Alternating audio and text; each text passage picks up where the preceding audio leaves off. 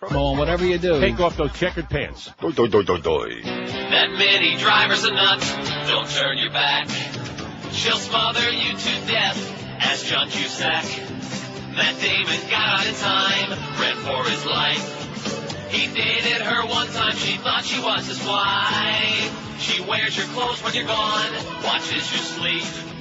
You think it's casual, but her feelings are deep. That mini driver's a nut, but what a butt. Boy, did that movie suck or what? Yeah. With all apologies to the very nice lady who called yesterday to tell me about what a wonderful movie that was, Good Will Hunting, man, that sucked. Yeah. Big time, it was. I mean, aside from that scene that she was raving about on the bench, Yeah. other than that, I mean, from there on, of course, Robin Williams, he eventually, after a pretty good start, he eventually lapsed into being Robin Williams again and started hyperventilating and doing his Patch Adams routine without the red nose this time. And it was horrible, so predictable, so trite, so pointless. And Minnie Driver, Yeah. 20 years for overacting, honey. I mean, she was just, she was squirting them more than Teresa on Passion. She was like, I thought she was going to drown in a sea of her own tears. It was awful. Thanks. Enjoyed it a lot. Thanks for the warning. No, don't waste your time watching that. No, Bad Will Hunting. And I got really upset the couple of times when Robin Williams put his arms around Matt Damon and started rubbing the back of his neck. I thought they were going to do something. Speaking of somebody going to do something, the Beast, since they were just talking about it on my close personal buddy, the Momeister show, and I know that everybody who listened to the show listened to the Mo Man, the man of the Mo Man. The Beast, he's off our list. You're screwed, Beast. I already told Troy Stratford this morning, stop his food, he's done. See, you can get away with it once, twice, and as being a fat person that cheats all the time, I'm familiar with how you do it right. But when you do it as blatantly and overtly as he's doing, and have no common sense at all, we just we can't waste our time with him anymore, you know what I'm saying? This is the Beast. Yeah, bye-bye. Bye-bye-bye. Find some other sucker, okay, to try to help your life along. He's like a charity case. Everybody's got to try to get him food, help him lose weight, get him a date, maybe get laid once in his life. No, bye-bye. When I heard them talking this morning about how he and Grieper went to the Rascal House, and didn't we just yesterday, unless my Alzheimer's is kicking in, wasn't that only yesterday we had a spy report about the Beast Man? I love eating nuts. Sucking food down, and he said, it was only a soup. It was only a gallon of soup at the Hurricane game. And I will say this, I think there's a reason that they put him on those Hurricane games, probably to make Zagacki sound a lot better. Nolan on the boards with it. Trying to knock it loose for Tucker, who moved away from Gagne. Now they come in again, and Primo is coming out. Primo, the center, lost it right there. And the Leafs get it back up over that Philadelphia line. Here's a chance for Power. Stopped and stopped. In front was Bendemeer, who might have got a piece of that one. Centered again. And it's Primo who can't get it out. Fired from the line. Here's a rebound. Side of the net. Goal! All right.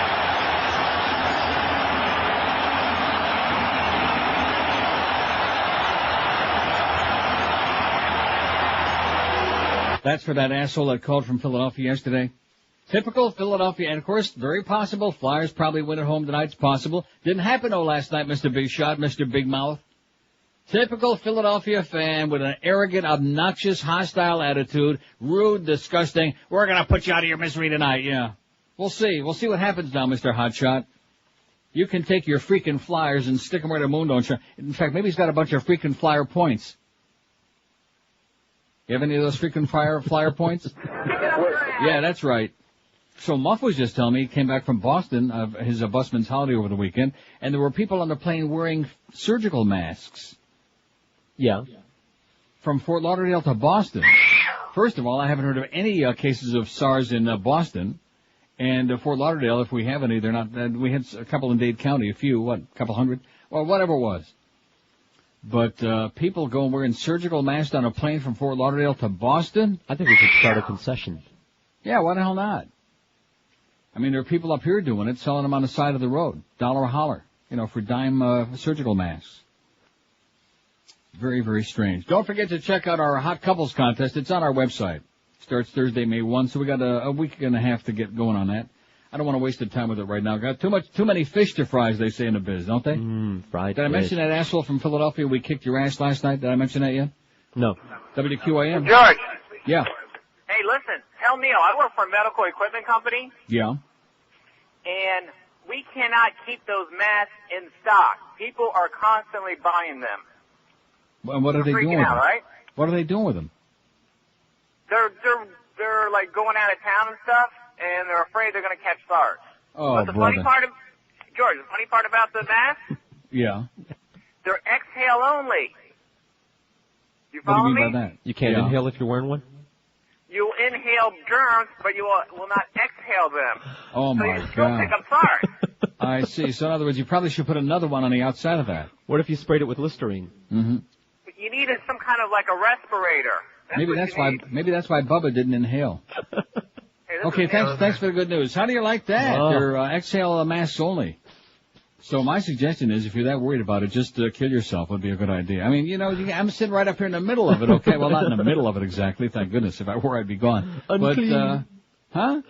No, seriously. I mean, the only precaution, like I've told you, that I take every time I come in this place, I go to the kitchen sink. I got my big thing of Dawn dishwashing liquid there, and I put on the warm water and I wash. I scrub my hands very meticulously for about 30 seconds, and I dry my hands off, and that's it. That's it. Yeah. The only bad part is now they discovered that the virus actually can live, they thought it was only going to live outside the human body for maybe an hour or two. Now they say that it lives outside the body for up to 24 hours. So the danger there being that if it gets on surfaces, Right. and so it's just a little, not that it's really on my mind, and I'm sure you don't believe that, but it's not, but you just get in the habit of doing certain things, like when I get on the elevator in my building. Right. I take my key, my apartment key, and I punch the ground floor button, which that's the one everybody punches anyway, because they got to come down from somewhere, and I punch that with a key, and then when I come back on, I do the same thing for my flow. Yeah, I believe you. You're not the paranoid type. And you just get in the habit of doing that. It just makes common sense, because they said that elevator buttons are one of the possibilities. I mean, it's so unlikely and so obscure, but it's just one of those things you get in the habit of doing. But the idea of running around getting hysterical about it, in addition to which 95% of the people survive it anyway. Not that it's a pleasant thing to have or anything, but especially when you get to be Mo's age. Hey, Mo, I'd wear a mask if I were you. For a lot more reasons than one.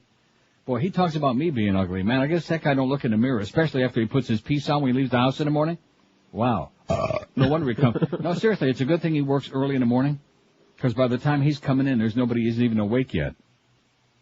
Can you imagine to be his age, to be in your late 70s, and to have to get up? What time do you think he has to get up in the morning to come in from Boca?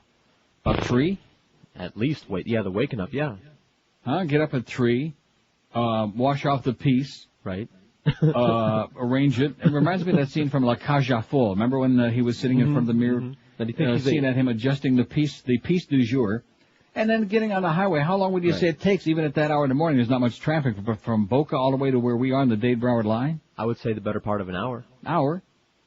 So I'm thinking, he's got to get up like 3:30, 4 at the latest. 4 would be really pushing it. Yeah. Do you think he's a morning shower or an evening shower?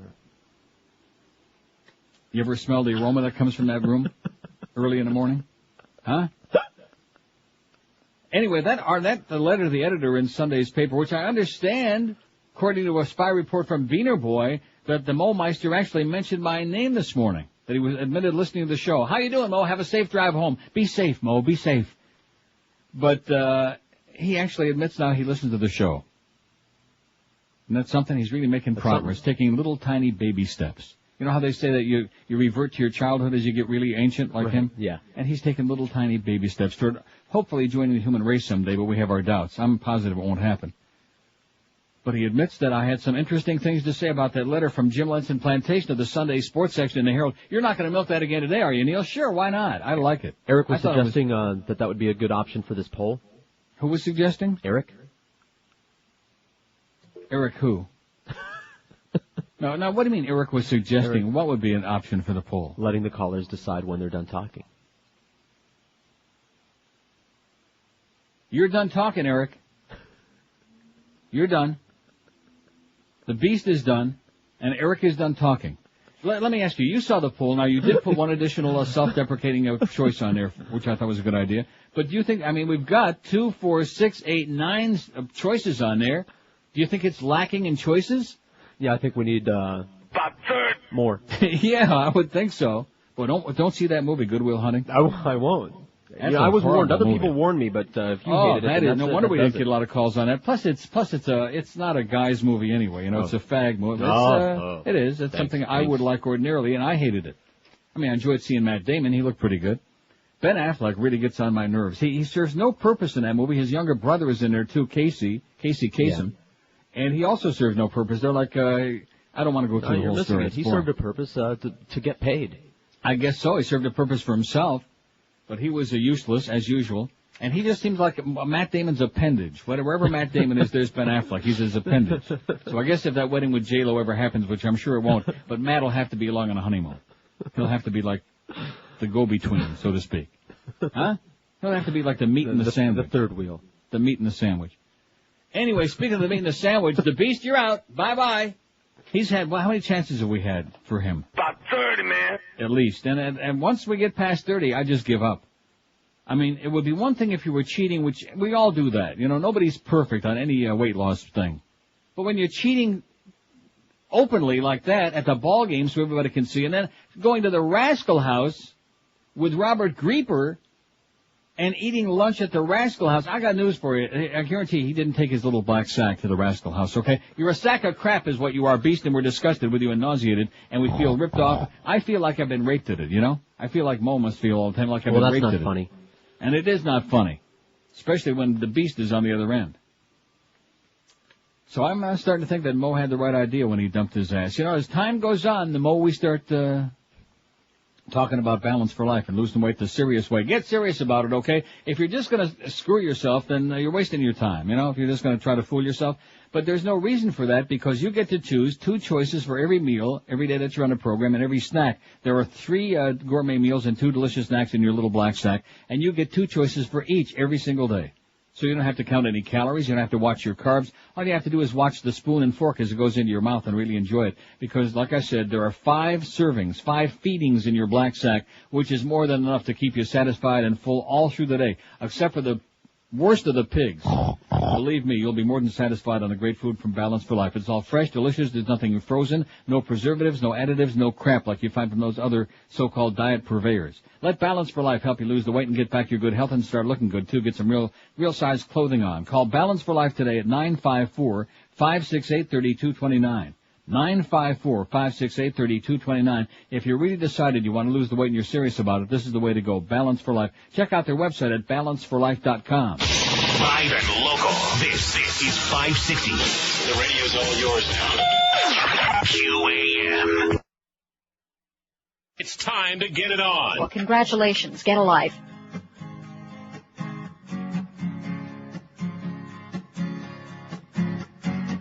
I was a little too stuffed, had to lose a few pounds. Pants too tight, seams busting out. Hello, George. Just had a big burrito with beef and rice. Salsa on top with some extra spice.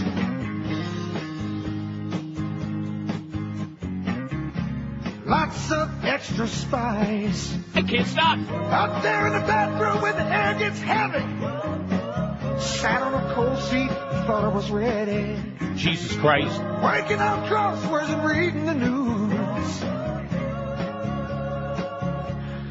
Working on a bowel move. Trying to move some back up drive-through food. Working on a bowel move. And it was taking time. Pretty big. I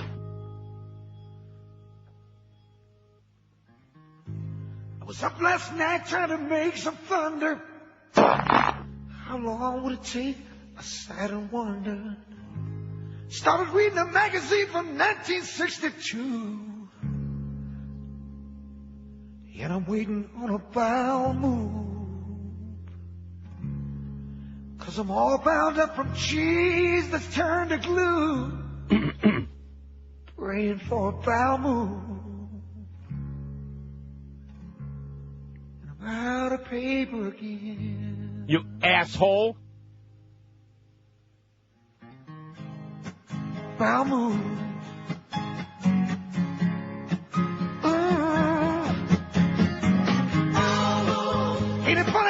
takes so much time for a foul move. I want to remember. I should have brought my camera.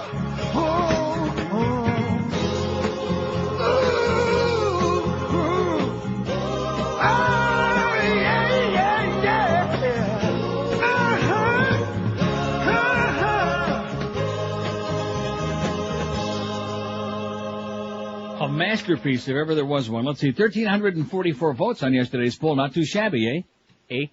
Where would you never eat even if they gave you the food for free, we asked yesterday. Stop and think about that. If they gave it to you for free, and I'm really proud that we finally got under 30% that said that if it's free, I'll eat it. We were embarrassed. In the beginning, it was like 36, 37%.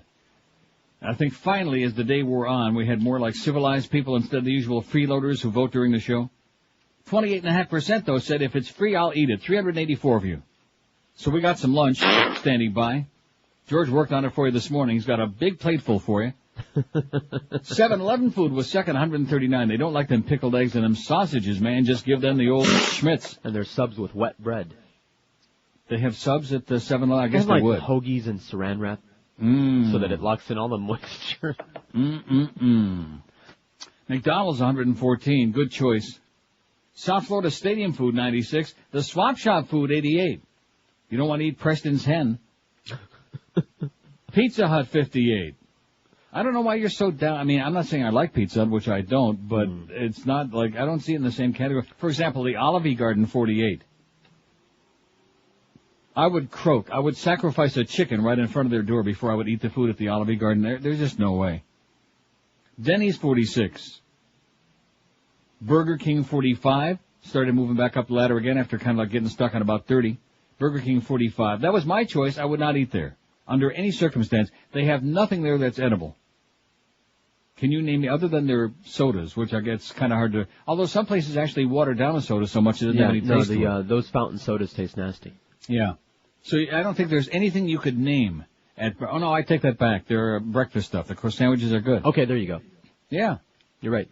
I'm not a breakfast person anymore, and I certainly wouldn't eat that crap anyhow. But back in my days in WINZ, since I'll admit it, I have no shame. Back when I used to work at INZ at night, on the way to work, I would go through the drive-thru at Burger King, and I would give me two croissant sandwiches with bacon and cheese, no egg. That sounds good. Oh, it was great. It was fantastic. I thought I was the only one that did that, with the no egg. Oh, the egg. Oh, yeah. The egg. Those are they're like plastic hockey pucks. Carlos, too. He orders it with no egg. Oh, my God. Oh, the slimy, nasty. Yeah. Like snot. They call it egg, right. But it's not. Burger King had 45 votes. Arby's 43, which I think, I don't know. Arby's, once upon a time, way back at the beginning, Arby's was great. When you use their fries, and they give you fry options like potato cakes and stuff like that. That part's good, but their sandwiches, in the beginning, they used real cheddar cheese, melted cheddar. Instead of what they use now, you're right. Oh, instead of whatever that mystery cheese is now. I don't know. It comes in a jug. And the thing that would infuriate me, there's an Arby's, I think it's still there. Maybe not. On University by Sunrise? Don't know. Or is it Pine Island? Well, whatever. You know where the Fuddruckers is there? Right. I know the Fudge Muckers? Yeah. Right next to it, there's an Arby's. Pretty sure it's still there. And they used to have these special sandwiches, and the specials were great. And they would say, for a limited time, Wendy's does the same thing, too. Really pisses me off. For a limited time, and you'll say, this is the best damn thing they've ever made. This is the best sandwich I've ever had. And you go back the following week to get another one? Oh, we don't make that anymore. Yeah. It was too good. I don't understand, but Arby's 43 votes, Miami Subs 36, the Waffle House 35, Checkers 26, Red Lobster 25. You can't complain about their food, they don't give you any. KFC and Popeyes each had 23. Look at that, those chicken people think alike. Applebee's 20, Church's Chicken 19, Little Caesars 18, Little Red Caboose 16. It'll turn you loose, baby. Crazy John don't mind. Oh, God, I got some soda down the wrong pipe. Uh-oh, SARS. Yeah, now I better not go out till I get this coughing under control. I'll be quarantined right on the elevator. Roadhouse Grill 15, Boston Chicken 8, the Dairy Queen Brazier Food 7, Mutineer 7, and Smith & Walensky 5 in last place. And maybe we just had a bad experience, huh? No, because I had eaten there on 2 non-consecutive occasions. And it sucked? Yeah. I'll be damned. But boy, that cutlery they brought me was great. I think I might Wasn't it? sell it. No, seriously, they brought me a real expensive knife set. I think maybe they were trying to give me a message. Look at that. The Canadian dollar is all the way up to 69.25 cents. That is the worst, at least from my perspective. It's been in 10 years. American dollar is declining like it's going out of style. It's declining faster than tourism in Hong Kong. Here's a fax that says, and this ties right in with something I wanted to mention today before we get to today's very important poll, which stems from that great letter from Jim Lenson Plantation on Sunday to the Herald. Oh! I'm going to milk it again today. Why not? Why not? It was not only was it it was a stupid letter, but the idea is it was so funny because you can analyze every sentence and almost every phrase in it is a ripoff from somebody else. That's why I'm sure P.D. Lenny wrote it. Don't you think? I think it was Mefo. You think it was Mefo? Mm-hmm. Mefo the money and to the show. Well, he is awful tight with the Paulie man. That's his buddy. They're joined at the hip, just like Ben Affleck and Matt Damon. Right, campaigning to get him on the air. Why doesn't he put him on his own show? Oh, you think they're going to put up with that crap? First of all, they won't pay him. See, that's the difference. Oh. They won't pay him. You think Defoe's going to pay him out of some of that Indian money he's got left over? No. I doubt it. Anyway, here's a fax that says, hey, Neil, you know the war is over. I was watching CNN this morning, and guess what they reported? Shark attacks. Oi! Yeah. Next up, it says abductions. I guess whoever faxed this to me didn't already discover that they've made the transition. And I was telling these guys this morning before the show that the reason now we see the Scott and Lacey Peterson stuff on there like round the clock is because the war is basically over. I mean, Operation Iraqi Freedom, MSNBC is still pumping that crap, but the war now, like right now, that's CBC I'm watching, sorry. Because they actually are showing a bunch of demonstrations going on over there. And we met one of the most Pilgrimage, important sheriffs in the city, and he was telling us how the Shiites want to be counted, want to be part of the process, but they will have to... here's the guy. He's slapping himself on the chest, and they're flagellating themselves again, the Shiites. I was watching this morning, and they're showing it on there again, and I was thinking, well, for the umpteenth time, wouldn't it be great if we woke up one morning and all religion in the world just disappeared? Oh. Wouldn't that be great? Oh! I mean, you people out there that just don't want to hear about that or in such denial, that's where it comes from, man. That's the reason that the real evildoers, like these corporate lunatics, are able to manipulate the public the way they can. Because of this religious hocus pocus, man. You don't need a focus group to see through the hocus pocus. Although they are doing a hokey pokey, thanks to the American troops teaching them. Nice going. But they're over there. Some of the people are even doing like that. I thought they only did that like in the Far East. They're flagellating themselves with chains. All religions that come out of the Middle East involve that. Self-beating, self-punishment, bloodletting. I see. Like I said, if we woke up tomorrow and all of this crap would just disappear, all the fairy tales, all of a sudden people would say, well, how come I hate you? Because I don't anymore. Imagine if there was no Yoko Ono. We'd all say, yeah, excellent choice. Boy, I'm gagging on this soda. SARS.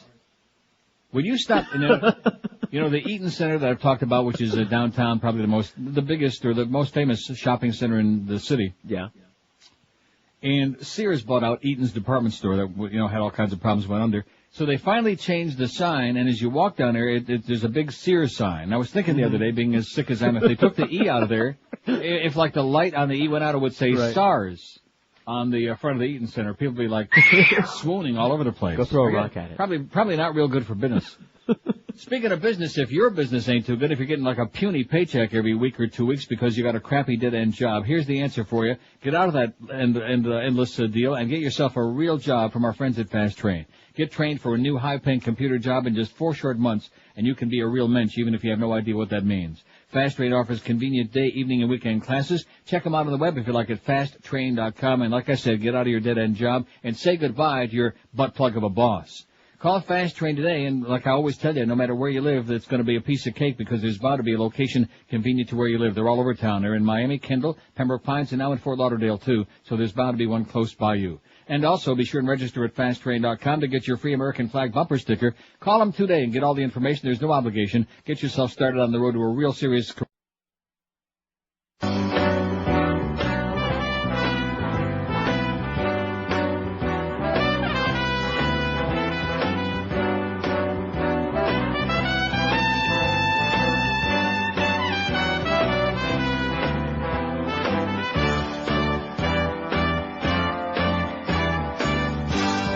As I was watching my TV one day, a man came on the tube and told me NATO and the Serbs were firing shots again. And I said, does anybody really know where Bosnia is? Can anybody tell me where? The globe keeps changing all the time. I can't keep up, so I don't try. I thought that war was obsolete these days. The Russians packed it in, and CNN is on the watch all night and day. Yeah. Oh! So I say, does anybody really know where Bosnia is? No. Can anybody tell me where? No. You know I must apologize, but I'm not trying to be a wise guy. Can anybody tell me where Bosnia is? Yeah. I don't know.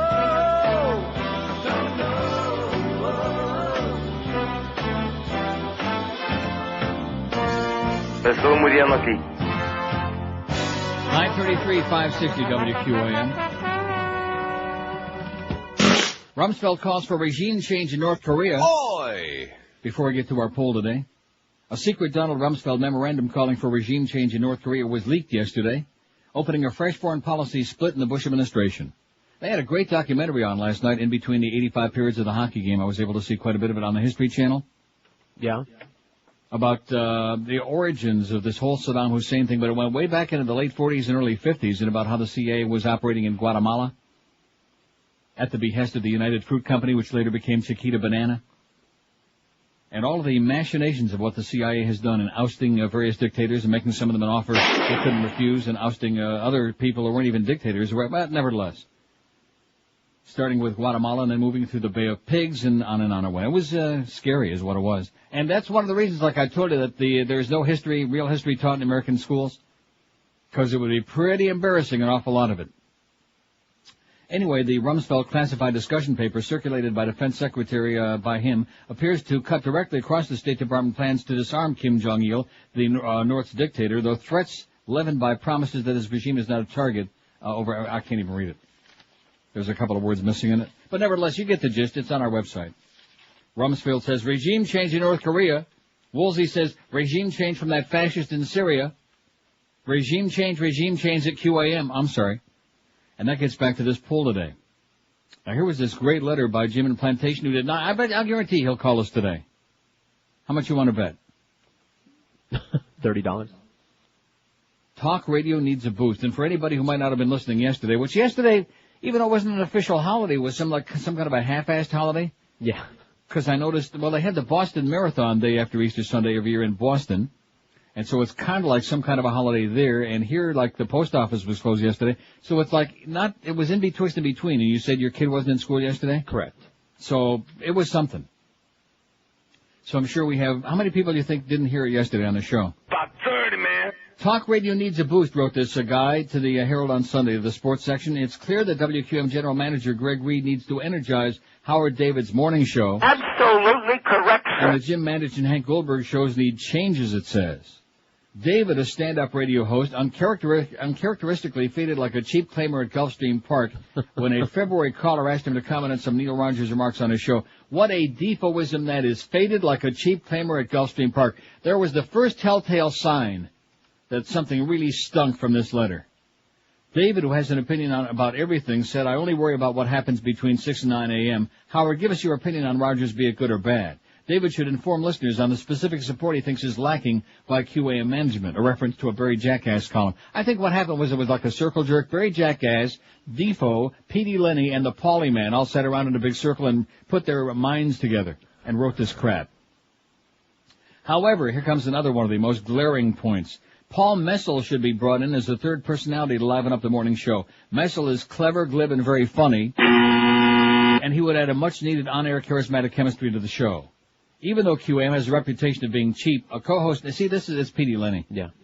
A co-host needs to be added to manage his show. Is Mandich capable of an intelligent conversation in more than 30 seconds with any caller? The competent Wolverine seems to pride himself in getting the caller off the air as soon as possible, and he rudely cuts off callers too soon. And now comes the gem, the piece de resistance of this letter. Why not let the caller decide when the conversation should end? Seriously, I can't read that often enough. I'm sitting here and I'm looking at that. It reminds me of Geldy's comment this morning when Robert Grieper made it very clear that he's tired of Juan, that chronic that calls every day on that show, who's got nothing to say, by the way, very annoying guy. And Grieper was trying to make the point that maybe he just might not call every day, and Geldy's saying, it's a talk show, we invite people to call, and he's knocking people that call us in. See, Geldy, if you knew anything about doing a talk show, which you don't, you'd understand, the audience doesn't want to hear the same half a dozen people every single day. There's nothing that they have to say that's that entertaining, that interesting, that fascinating, that they want to hear the same chronic misfits every single day. It's the death knell of talk radio. And here's Geldy defending it. Why not let the caller decide when the conversation should end? And then he goes on to say, Jeff DeForest would add needed shtick to the Mandich gig. Goldberg's picture is next to the word boring in the dictionary. His unpredictable caller tirades are a disgrace to his profession. Why does Reed allow Goldberg to continue to berate callers? The answer obviously being because it's a very entertaining part of his show, and people love it, including me. Sports talk radio should be fun, lively, and thought-provoking. In other major markets, sports talk radio pairs likable personalities that make for enjoyable, caller-friendly, humorous, and intelligent sports conversation. Sunny South Florida sports talk radio deserves better, writes Jim Lentz in Plantation. Wow. And so, in honor of Jim's letter, which I find most amusing and entertaining, is he on the phone yet? I don't see the line ringing, huh? No. Come on, Jim, get with it. We'd love to have a great conversation with you, and we're giving people an opportunity now with that book coming out on Friday, and we're just killing time, let's be honest, today, tomorrow, Thursday, until that big winter rating book comes out on Friday. The Pressure Man. Can you see the steam coming through the windows of Mo's car on a highway back to Boca? Wow. Yeah, don't worry, his car's not on fire. That steam just coming from the bag, okay? It's a little steamy this morning because the pressure is building. Now, wait a minute. Maybe this is Jim Lentz. WQAM, Jim Lentz line. Hello. Hey, this is Jim Lentz. No, it's not. And I'm a douchebag. Yeah. I could tell it wasn't Jim. I know Jim's voice. Huh? It was him. He said wasn't him. It wasn't him. Let me give it a poll question here and quit dicking around, okay? What programming change does WQAM need to make to improve big time? That's our poll question today in anticipation of the winter book coming out on Friday, which could be a little marginal in some day parts, including this one. If the right-wingers get the diaries in March, we're screwed.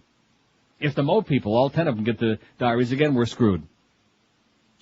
What programming change does QM need to make to improve big time? Here are the choices.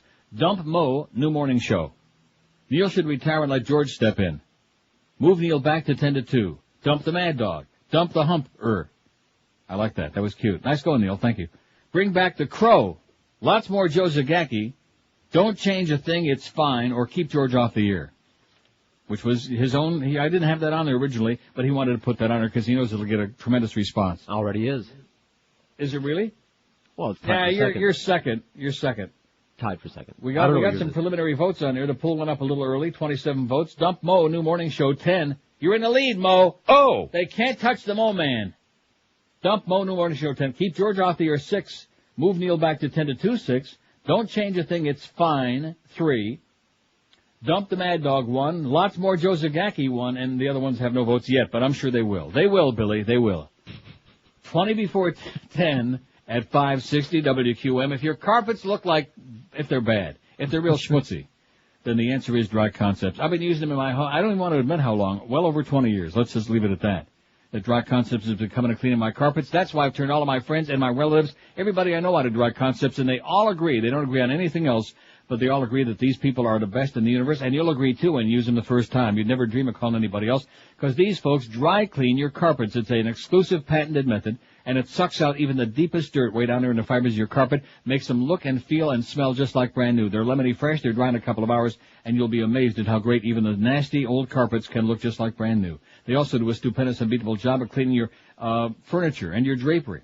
And, of course, fantastic on your leather furniture and your Oriental and area rugs, too. If you have problems with pet odors or mildew odors caused by water damage, they'll wave their little magic thing on it and make that go away, too, and look just like brand new. You can't beat the job they do, and you certainly can't beat the deal because they give you a written guaranteed price before they start the job, so you don't have to worry about rip-offs at the end. Call them toll-free. You'll be glad you did. Call Dry Concepts at 1-800-248-5071.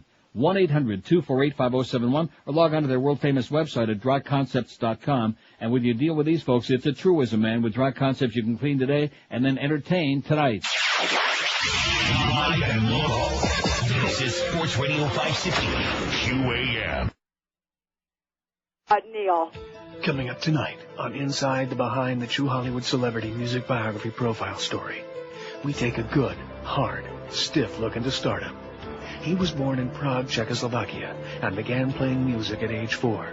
Like all gifted European prodigies, he dreamed of one day coming to America to write a theme song for a crappy TV show. He was Jan Hammer. I blame the communists. The stinking, filthy communists. Jan Hammer had to flee his native Prague because of the communist invasion in 1968. I was educated at the Academy of Music and Arts. I gave concerts that would have you weeping. And what am I known for? Don Johnson and Philip Michael Thomas. Crockett and Tubbs, man. Oh, Jesus, Jan Hammer. What a tight ass. Slappy Gold, one-time Jan Hammer manager. Whoa, say that 3 times fast. Jan Hammer manager, Jan Hammer manager, Jan Slummer manager. Anyway, Slappy Gold. Hey, this was the 80s on location in Miami. No way would he have scored that much blow back in Czechoslovakia. But Jan Hammer needed closure. So Inside the Behind returned with him to the modern Czech Republic, where his countrymen gave a grateful welcome to their returning musical genius. Hey! Jan Hammer! Go Crockett and Tubbs, my friend! I kill you! Jan Hammer. Hey, at least he got to do a lot of blow. It's a big, juicy, sopping wet look at show business. Tonight on Inside the Behind. All right. 9:47 at 560. You notice I've got kind of like a theme with the bits today, playing a lot of stuff I haven't played in a long time or haven't played often enough. Good. Don't you think that's a good idea? Excellent. Who's asking you? Oh. Anyway, what programming change does WQAM need to make to improve big time? Huh? We're not just talking about like a little adjustment, okay, like a chiropractic adjustment. We're talking about a big, major movement, you know? You could smell it about 100 miles around. Dump Mo, new morning show, 34. Oh, no, Mo. Keep George off the air, 18. Move Neil back to 10 to 2, 14. I like that. I didn't vote for that, but I noticed you and I voted for the same one. Yeah. We're not saying what it is. No. Move Neil back to 10 to 2. 14 people say that, and I still think that's the cat's meow. I don't know what we do about the rest of the schedule at that point, huh? I think what we'd have to do probably is move the Mad Dog to the morning show. Yeah, we talked about that. Right. Well, we talked about a lot of things, but then, of course, our middle management people, they're like useless. You know, they talk a good game, and they spend a lot of time telling me about their trips to Boston and stuff like that, which I'm glad that Duff had a good time, but who cares when you really come, you know what I'm saying? A lot of small talk. Small talk is for, like, after work, you know, or in the hallway. How was your weekend? Great. You know, you went to whatever. But other than that, like, when you know what I'm saying. What are you saying? That there's a time to, like, do small talk, and there's a time to get down to business, and this place never gets down to business. Too much monkey business, not enough real business. That's what the monkey man said. No more faxes, monkey man. You're bugging me. I'm going to tell Larry Box about you. Oh, he already knows? Let's see. Move Neil back to 10 to 2, 14 votes. Don't change a thing. It's fine, 8. Lots more. Joe Zagacki, 4. Joe Zagacki. Yeah.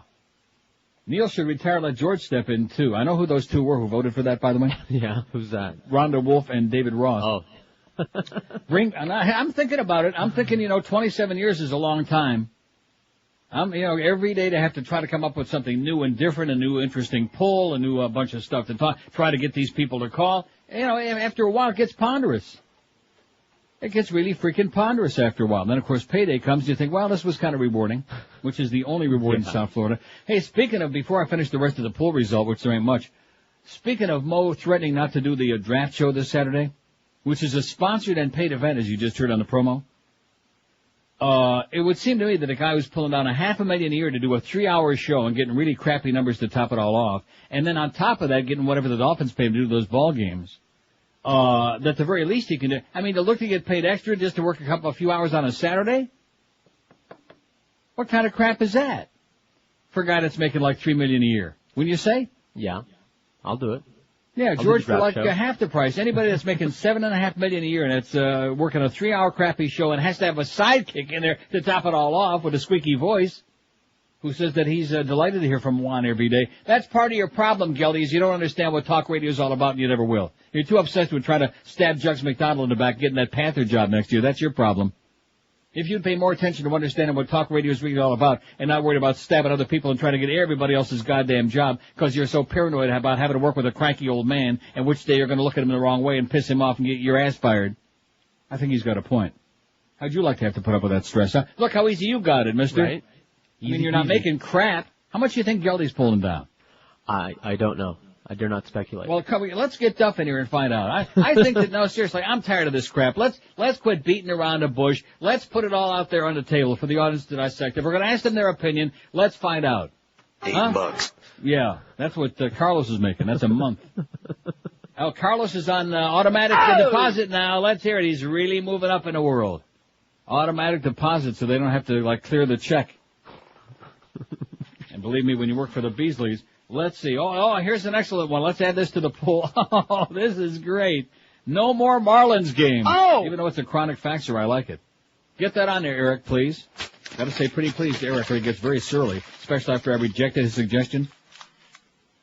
I don't remember what his suggestion was, and don't say, yeah, I do remember what it was. It was crap. Let's see. Alex says, here's some suggestions for your poll. Bring back Defoe. No.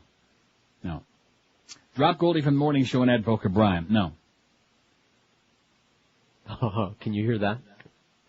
And Boca Brian is not an on-the-air person. See, people, we already tried that once at IOD. Remember those horrible days? Oh, I remember the Guitar Man show. The Shecky Patterson Guitar Man Boca Brian show. I mean, forget about that. Some people are great comic, it's like Robin Williams. He's a great stand-up comic. His movies, most of them suck. Like, what was that one? Patch Adams? No, that too, but the one I just watched. The Bad Will Hunting. Oh, God. I'd like to hunt down whoever came up with a concept for that play. That was just, so corny. Oh, so predictable. In addition to which, just out of nowhere, here's Matt Damon and the Boston accents. Now, isn't Matt Damon and Ben Affleck, aren't they from Boston or New England? I think they are. Carlos says yes. The worst, I lived in Boston for 2 years, and I've spent plenty of time there. And there's no question people in Boston have got a very heavy accent. In fact, the first job I had in Boston, I couldn't understand what the hell the damn people were saying. It took me about 6 months before I could understand them. But the Boston accents that they affected in this movie, they would only come into they'd be speaking just like I am right now, and then, yeah, they would throw in a word next year. Yeah, like out of nowhere. Like they forgot. Yeah, like they forgot that they were in Boston, but then all of a sudden they'd remember. Oh, God, well, horrible. Please, any of you people out there that might have been influenced, don't watch it. Even if you want to see Matt Damon naked, which he, forget about it. No, we're not bringing back Defoe. Sorry, Alex, but you've been rejected. Oh, you're probably used to it anyway. No chance. The Paulie man is not coming back. And I find out from the Mo man this morning, get so much information from me, you know? Because evidently, because he's in South Florida, in Paradise, he spends all of his waking moments, and maybe even during his sleep with a Sony Walkman, listening to QAM, listening to the radio station. So he was quoting stuff that the Gurgly Man did on Sunday morning, which I guess that's another one of our horror trade the station out. And the Gurgly Man is on there with Zagacki and say Mad Dog thing. Mad Dog trades out the time. He's got some kind of a scam going with Greg Reed. He brokers the time, and then he peddles the spots in there on Sunday morning. I'm going to tell you, I thought I had a great deal, doing the show in Toronto, and I did some from Amsterdam, and I got all these vacations. I'm like a piker compared to these guys. Not only did I teach them well, but they passed me like I was standing still. Right. We got guys who show up 2 out of every 10 days and have all kinds of brokered time, got all kinds of scam money coming in from shows that they don't even do. How'd you like to have that going on? Right. How'd you like to get paid from shows that you don't even have to do anything on? Wouldn't that be something? For some schmuck like the Gurgly Man to be on there with Joe Zagacki, no less. What a quintal of that is. So what do you think Geldy's pulling down? About 30, man. I'll see. You think about $100 grand? Yeah. No, he's making more than that. Huh? Well, you know, everybody here's got all I'll tell these you why, other because I remember when their contracts came up for renewal and they had that one pretty good book. It was good for them, the first team. Mm-hmm. And I think at that time Greg made one of his many, many, many mistakes. And I think he's making, I don't know, maybe 200? 150? I'll call up Norm Kent and find out. Let's find out on the air what Geldy's making. And, of course, I had that old Defoe contract around somewhere in my briefcase. Right. Remember I got a hold of that contract he got at QM and he left IOD. Here's a guy, talk about Defoe being a sit-down guy, and this is why I have very little sympathy for him. I'll grant you that when Greg screwed up the morning show, that was like the kiss of death for QAM, but, boy, I'm sure rambling, you know, and that's because I'm worked up. Good. This is a subject near and dear to my heart, is radio mismanagement. But this is a guy at IOD, and Steve Nickel and him were tight. Nickel was the program director. Paxson buys out the station. We all go over to work for Buddy Bud Paxson, which, the first month or two wasn't too bad.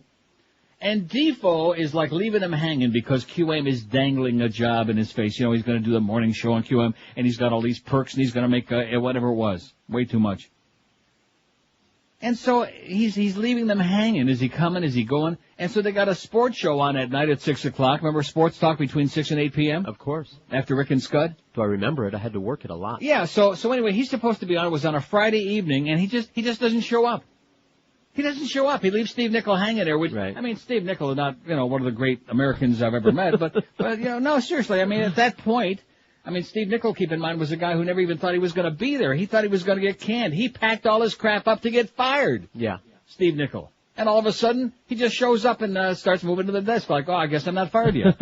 Am I right? No, it was the strangest thing. It was bizarre. That. Like, they're not going to hire me at Paxson. They're going to can my ass. And he shows up. Once they find out all these... Oh, I'm sorry. And though it was Steve Nickel doing sports talk between 6 and 8, because now, not to me, that's about as classless. And then when he had his problem with the Indians... Instead of going to Greg Reed behind the scenes and being honest about it and say, hey, I got a real problem here and I don't want it to blow up in your face, they just got you renaming the morning show. Instead of the morning crew, it was the, the first team, it was the, what was it? Jeff DeForest News The Morning Review. Jews with the sports news or something like that with Jeff DeForest and a crew. Something. And they named the show after him. And he still didn't bother telling anybody until the thing blew in the newspapers and they find out he's got a problem with the Indians. He's got a bracelet on his ankles, the whole deal. So I don't have a whole lot of sympathy for him, plus the fact he was always stabbing me in the back anyway. Always paranoid. I'm going to get Rimmer in for his job. Rimmer was never going to get your job, okay, Defoe? You paranoid little scumbag with your silly cliches. I'm not a big Defoe fan. Joe Rose is the guy we need back in the morning. Joe and the Mad Dog. Can you imagine? Oh, I'm just telling you. Geldy on the updates. Keeps his squeaking to a minimum. Little hockey talk from Geldy, not too much. I wonder how much hockey talk there was this morning. I didn't hear too much of the show about those great overtime games last night. Minnesota beats Colorado 3-2. And the Leafs, of course. The boards with it. Trying to knock it loose for Tucker. Right. He said Tucker. 9:57 at 560. I'll tell you a great place you ought to be eating very soon, and that's the Emerald Coast Chinese Buffet. There are so many Chinese buffets. Pretty soon it's going to be like churches. You'll find one on every street corner. Churches and bars. But the fact of the matter is, no matter how many new ones they open up, nobody can compare to the Emerald Coast because everything is fresh and delicious. And the choices, when you walk in there, it's like walking into a sea of endless food. 6 different delicious soups, dozens of succulent entrees, not just Oriental stuff, but all kinds of other goodies too. Oriental surf and turf on the weekends, and that great gourmet center, a sizzling Asian grill with New York strip steak and teriyaki steak, shrimp, chicken, seafood, hand carved prime rib, all made to your order, by the way. You can have it well done. You can have the butt end. What do they call that? I beg your pardon. The end cut. Emerald Coast promotes healthy living, too, because they don't use any crap. No cornstarch, no MSG. They cook with only cholesterol-free oils, too. So you walk out of there feeling full with a smile on your face, not with one of those awful headaches. The buffet at Emerald Coast features a full salad bar, new sushi bar, and fresh shrimp cocktail. And, even better news, if it's possible, Emerald Coast's famous Lobster Fest is back, featuring lobster thermidors and lobster bisque. And what a dessert bar. If you have any room left at the end, try to pace yourself. They got a dessert bar that's unbelievable. Pies and cakes, pastries, ice cream with all your favorite toppings, and fresh fruit as well. 3 locations of the famous Emerald Coast Buffet. They're in Sunrise, Pine Island at 44th Street. They're on Collins Avenue, just north of 163rd, in prestigious North Miami Beach, and at the intersection of Flamingo and Pembroke Roads in marginal Pembroke Pines. Emerald Coast accepts reservations. Take on delivery available, too, by calling 954-572-3822. 954-572-3822. I bet you my friend Richard's happy after the Leaf win last night. He's from Toronto, and a great guy. At the Emerald Coast Chinese Buffet, have a great pig out. Live and local. We're Sports Radio 560 QAM. stuff hates you. Well, congratulations. Get a The life. message is there are known knowns. There are things we know that we know. Rumsfeld. There are known unknowns. That is to say, there are things that we now know we don't know. But there are also unknown unknowns. Rumsfeld. There are things we do not know we don't know. And each year we discover a few more of those unknown unknowns. Rumsfeld. I believe what I said yesterday. Well, I don't know what I said, but I know what I think. And oh goodness, there are known knowns. You say I don't think so, although that's what I think. But we got the 6 of spades, baby, or whatever the hell number it was. I mean, only America could come up with something so juvenile and reduce all of this business to the lowest level of banality, coming up with this business of a deck of cards. And we got the 8 of diamonds, and now we got the 6 of spades. Like the public are a bunch of little children. Oh, I forgot. Yeah. I forgot. Well, I'm across the border, you know. Sometimes it's easy to forget. So did we get a call yet from our good buddy Jim in Plantation? I'm going to be continuing to reach out to extend the hand of radio friendship to Jim. We got his, well, it might be him. Nah, we're not going to do that. We want him to call in to us. He's playing hard to get. You know, I'm sure that he's overwhelmed by this tremendous surge of fame and publicity. WQAM, Jeff DeForest Show. WQAM. Hola. Neil. Yes, sir. This is Jim. Love your show, Neil. Love you. It's the wrong Jim. Excellent. And such a weak reading, too, you know. That was really weak. What is that under? It's Hi. This is Jim. Love your show, Neil. Love you. Love you. What programming change does WQM need to make to improve big time? We're asking today, giving the audience a chance, which we do a couple of times a year, to stick their nose into our programming, which they certainly don't, they're not reluctant to do that ordinarily. Always got an opinion. Dump Mo, new morning show, 71. Keep George off the air, 38. You're not even close. Sorry. Move Neil back to 10 to 2, 29. Don't change a thing, it's fine, 10. Lots more Joe Zagacki, 7. No more Marlins game, we just put that on there, it's got 6 votes already. Neil should retire and let George step in, 4. Step back in, 4. Bring back the Crow, 3. Dump the Mad Dog, 2. And dump the Humper, only 1. So there you go. That's the way it's working out so far. We're still waiting for Jim from Plantation to call in. All the other calls that we take in and around, you know, are just like window dressing, as they say. Right? Right. Just killing time waiting for our good close buddy, Jim. WQAM. Hey, Neil. Yes, sir. Hey, what's up, bro? Hey, I definitely got to give my vote to taking George off the air, man. That guy sucks. Yeah. Yeah. Hey, Neil, bro. Hey, you notice how the war, man, it's already like the 3rd story on the news and shit, man. You hardly... Why didn't he quit while he was there? He should have just said, I'm done. Wouldn't that have been much easier? Oh, that's right, he forgot. A little too much of that. In fact, I don't know why he's knocking you, because he sounds like one of your people. One of your, stoner potheads. Yeah, stoner. 567-0560, pound 560. Anybody else out there see the movie, what was it, Good Bad Will Hunting? Don't admit it. I wouldn't admit it in public. And if you enjoyed it, now that woman who called in yesterday, she's entitled to her opinion. She's probably got the hots for Matt Damon, but so do I. But and it still was a horrible movie. And I wouldn't watch it again. I am going to go see that. Is it not Bounty Hunter? What's the name of the movie that Lynn emailed me about yesterday, the other Matt Damon movie? Somebody will tell me. Born Identity. Jerry, what is it? The Born Identity? Oh, The Born Identity, that's it. It's so-so. You seen it? Yeah. And you're right, the movie, or whoever faxed it in was right. Jerry was the movie with Matt Damon and, what's his name, Casey Affleck. Casey Affleck was in his flick yesterday. Awful, just horrible movie. Just awful. The dialogue was the most insipid, the most ridiculous, the most ludicrous crap. And you can't really judge the acting other than Minnie Driver Ripperton. She was awful. But because there was nothing to work with, the dialogue was just so corny and awful and predictable. But other than that, it was pretty good. I think it was Matt and Ben's first attempt at a screenwriting. Oh, Ben and Matt wrote it? Yeah. Now, were they clothed when they wrote it, or were they, like, naked? I would guess the latter. Probably they were on the ladder, naked. WQAM. Of course, speaking of New England, remember that song, Hang Down Your Head, Tom Dooley? Yes, sir. Neil? Speak to me, yes. Neil.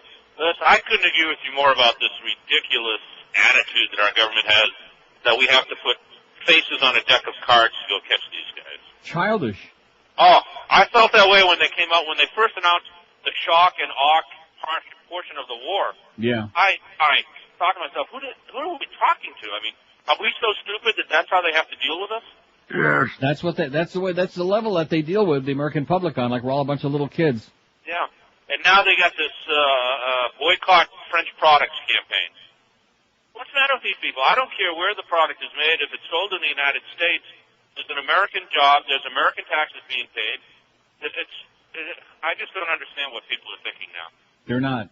I have no love lost for the French, but I'm going to get some French. I'm getting French toast today just out of spite. Have a great day, Pally. Thanks, Neil. You're done. Don't you think? I'm going to go out and get some French toast. I really shouldn't be eating that. Oh, you know something? That guy that called yesterday, remember from the vet, his dog was barking, and I cut him off because I thought it was a prank? Because, well, either that or the dog may have gotten the wrong number. But that guy had a good point about the red grapes. Right. Because after I spoke to him, after the show, obviously, in fact, I might just go out to the store now and get some more right now. Okay. But later on in the day, I went to my little supermarket, and I got me some nice, they're from Peru, I believe, red grapes, seedless. Mm-hmm. Washed some of them off, had them last night, as opposed to like a real dinner. I just had some grapes. And, of course, you can't eat like a pound of them or 2 pounds. That's the problem with grapes. Right. There are certain kinds of fruit that you can eat way, way too much, you know? Uh-huh. No, I'm not talking about that kind of fruit. Well, you can do that, too. But I'm serious. You can eat too much of it, and then it's really bad for you to get your blood sugar rushing. But red grapes, my blood sugar was great this morning. I think it was like 84. Huh? How do you and I went and took like a half a pill last night because my sugar was, 80 or something when I went to bed. And that guy, I think, may have a point. Now, don't get carried away, all you diabetics out there, people trying to lose weight. But I think there's something in them red grapes. No, not impressed, huh? No, I've heard similar stories before, but it's one of those, And anecdotal don't things. you remember, of course, every couple of months they've got the new cure du jour, if you eat this, and about the red wine, but they're always saying that it's good for your heart, and I think it's also, not the sweet wines, not like Manischewitz and those other Jew wines, I'm not talking about those, but I'm talking about dry red wines. Right. And that's what the guy, so keep up the good work, Pally, and thanks for the suggestion yesterday. I never would have even thought about that with the red grapes. Here I was being skeptical with his call, because he didn't seem to know what the hell he was talking about. For a guy that's diabetic, he didn't seem to know the old ins and outs too well. Of course, I wonder if his dog is eating the grapes. That's probably why I took him to the doc. Huh? Well, maybe the dog will grapes call are in good again. for you, but know something about that fruit. If you eat too much, It'll make you no question about it. Endlessly. Mm-hmm. 567-0560, pound 560 on the AT&T and Verizon line. I do want to get to that horse meat story here pretty soon, the one from Texas. Horse meat. Should have had that on the menu for yesterday. WQAM. Good morning. Yes, sir. Is this Jim? No, unfortunately, it's not. Oh, damn it. That's okay. Nobody's I'm sorry perfect. to disappoint you. Sorry. I'd like to split my vote, please. Okay. Half a vote for Mo Must Go. Yeah. And half a vote for Get Rid of George. Well, they're running 1 and 2, so I guess you did a pretty good job. I had to call you because I couldn't give half a vote on the website, so I actually had to call you. But How about if we dump Mo and put George on his back like in a papoose? That's fine by me because on certain days I just don't know who annoys me more. And if, Really? Yeah, and if they're both on, Well, let me ask you this: since we're doing a scientific survey here on behalf of the company, okay. What is it about each one that annoys you? What is it about Mo that bothers you? Is it the hairpiece? Is it the arrogance, the hostility? The arrogance. You know what? It's the arrogance that annoys me about Mo. Okay, that's basically what it boils down to. How would be. What annoys me about George is, a long time ago you had a term you used to use all the time, pseudo-intellectual. And I think that he's the textbook definition of a pseudo. I think if you look it up in the dictionary, George's picture's right next to it. If you look up arrogant in the dictionary, you'll find Mo's hairpiece next to it. As long as I don't get my fingers on it. But, and if you look up old fat fag in the dictionary, my picture's next to that. So we've all got our place in life, Exactly. Nobody's perfect. But, it's just... I don't know. I always said I was the most perfect fat old fag that you'll find. Well, we all have our crosses to bear. But, yes, we do. I just... on certain when days... in doubt, bear it. On certain days, and if there's that day where George follows Mo, I look for a That's a double whammy. That's a double whammy, and stuff starts falling from on top of the stage. On that note, I think I'm done. Okay, thank you. Excellent call. Now, see, there was a textbook example of a great call. Yep. I mean, he ripped you an ass, but he ripped Mo and gave us all a chance to rip ourselves, which I like. Nothing like the Grim Ripper. So the bottom line is Defoe ain't coming back. That's for goddamn sure. And the Paulie man over all of our... I'll tell you one thing. I know that we don't... Mo is always talking about the negativity in the station and about the hostility and the backstabbing. I think we would all agree that's one area we'd find unanimous. Just like the fact that we all hate Mo. Even more so than that, we'd all lay in the doorway to block the Paulie man from coming back on the air. At least Monday through Friday. Weekend, that trade-out shit, I don't care what I said. I just had to dump myself. Well, that's what it is. That trade-out Schmidt, I said. I just got through saying it. I can't believe I said the S word right there. Well, it is. Yeah. Boy, I must be making a comeback, okay? Wow. Okay, it is. Yeah. The trade-out Schmidt. That's what I said, wasn't it? I'm sure that's what I said. Did I leave the M out? I don't care who they put on that crap. You get the message, Muff, you idiot? God. What are you all goosed up about, huh? I've done that before. 4 times. It was only the S word. Well, I'll get to the good one later. Since I've been here. What programming changes does WQAM need to make to improve big time? We're asking today on neilrogers.com. 236 votes already? Holy crap. Holy whatever I just said. Dump Mo, New Morning Show, 89. Keep George off the air, 60. You're giving him a little run there. Move Neil back to 10 to 235, which they talk a good game about that. They're not going to do nothing because they're sitting there, they're like impotent. We got 2 impotent leaders in there. We always have to go back to Greg, and Greg says this, and Greg says that, and Greg's wearing a nice suit, and Greg is constipated, and Greg can't make a decision, Move Neil back to 10 to 235 votes. No more Marlins game, 16. Don't change a thing, it's fine, 13. 5.4% of the audience thinks our station is fine, is A-OK. That's not too strong. Not too strong. Lots more Joe Zagacki, 9. Bring back the Crow, 5. Neil should retire and let George step in, 5. Dump the Mad Dog, 4. And dump the Hump. Dump the Humper has got only a pair. You're doing good, Humper. You're doing great. See, and he thinks that a lot of people out there hate him like poison. You're wrong, Hank. They love you. Mad Dog at 1 today. You got the Humper in the studio at 3. 6:30 Marlins on direct. That'll be the beginning of a massive turnout. We got Game 7 tonight. We got 3 Game 7 in the NHL. You got the Blues in Vancouver, the Canucks. You got the Vile and the Avalanche, and of course the Leafs and the Flyers in Philadelphia, a horrible city with horrible fans. Brewers at the Marlins at 7, Eddie K after the baseball game from GA and Joe and Mark overnight with a lot of pornographic crap. 10:13 at 560 WQAM. What did Demoff ever tell you that Geldy was making? Did he come up with a figure yet, or is he looking up the contract? No. He's still looking it up?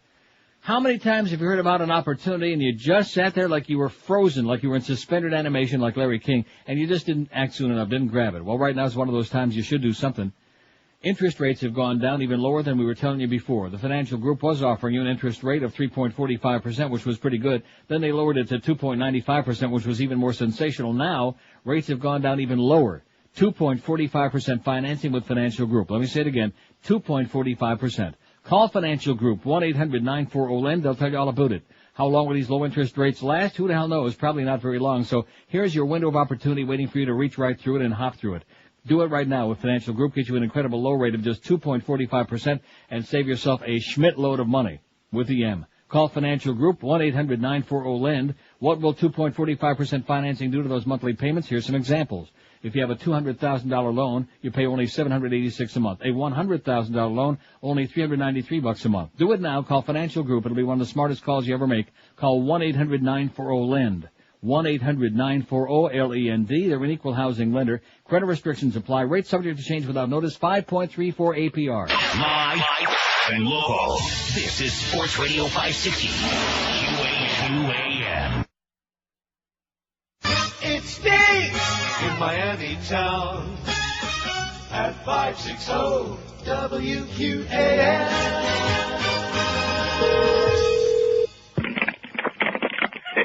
Mickey Mouse office. Mr. Mouse? No. Who's it? It's Michael Eisner. Michael Eisner?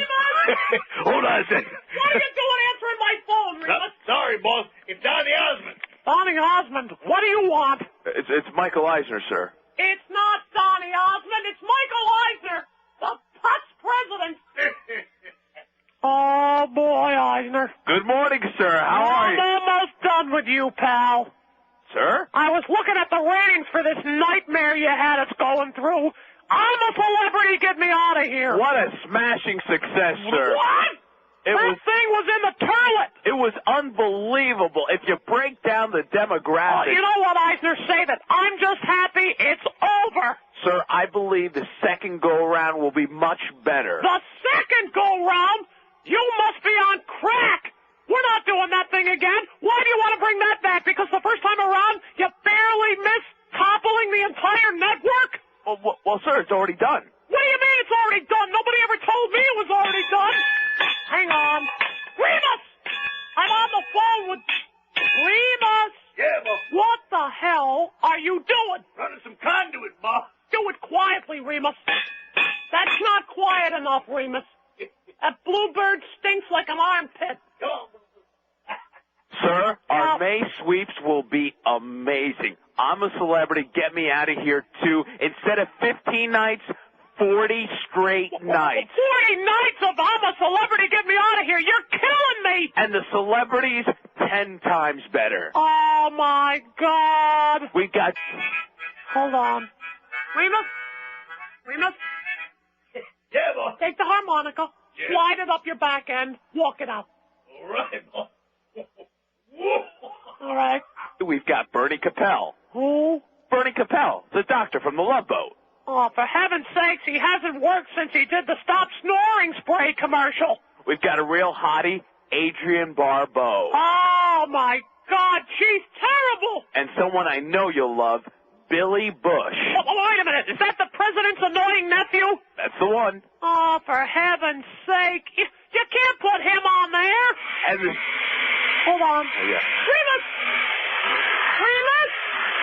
I can't hear you, boss. I'm still. Remus, I'm on the phone. Can't hear you, boss. Stop drilling! What are you making? Making a new credenza, boss. What's wrong with my old credenza? Your shellac-am shot. My shellac-am shot? That's right, shellac-am shot. Oh. You can do it. Oh. What? Oh, I don't care who you have on this nightmare. Well, we definitely have some major A-listers, sir. We've got Scott Bakula and Leonard Nimoy. Even Remus doesn't remember Leonard Nimoy. Sure I do, boss. Remus, I wasn't addressing you. Sorry, boss, but he was from Father Knows Best. Oh, my God. I'm surrounded by idiots. Hey, Remus, I thought I told you to put that harmonica up your butt. Sorry, I farted, boss. Oh, don't fart in the office, Remus. The bluebird's coming at me. 1021 at 560. Those are better every time you hear them, you know? Yep. How about shorter commercial breaks, says this one on Hanks and Mad Dog shows. 15-minute stretches, it says. We don't have 15-minute breaks. Do we? It says you handle it so much better. The show keeps on moving. Theirs makes me change the channel or turn it off. Well, that's right. I do handle it so much better because I'm a professional. Look it up in the book. Because I know how to pace myself. Plus, we, of course, have it in my contract. We can't have, like, 600 minutes of spots. I guess my contract's better than theirs. Yes. Not that I'm better, but it's just the contract's better.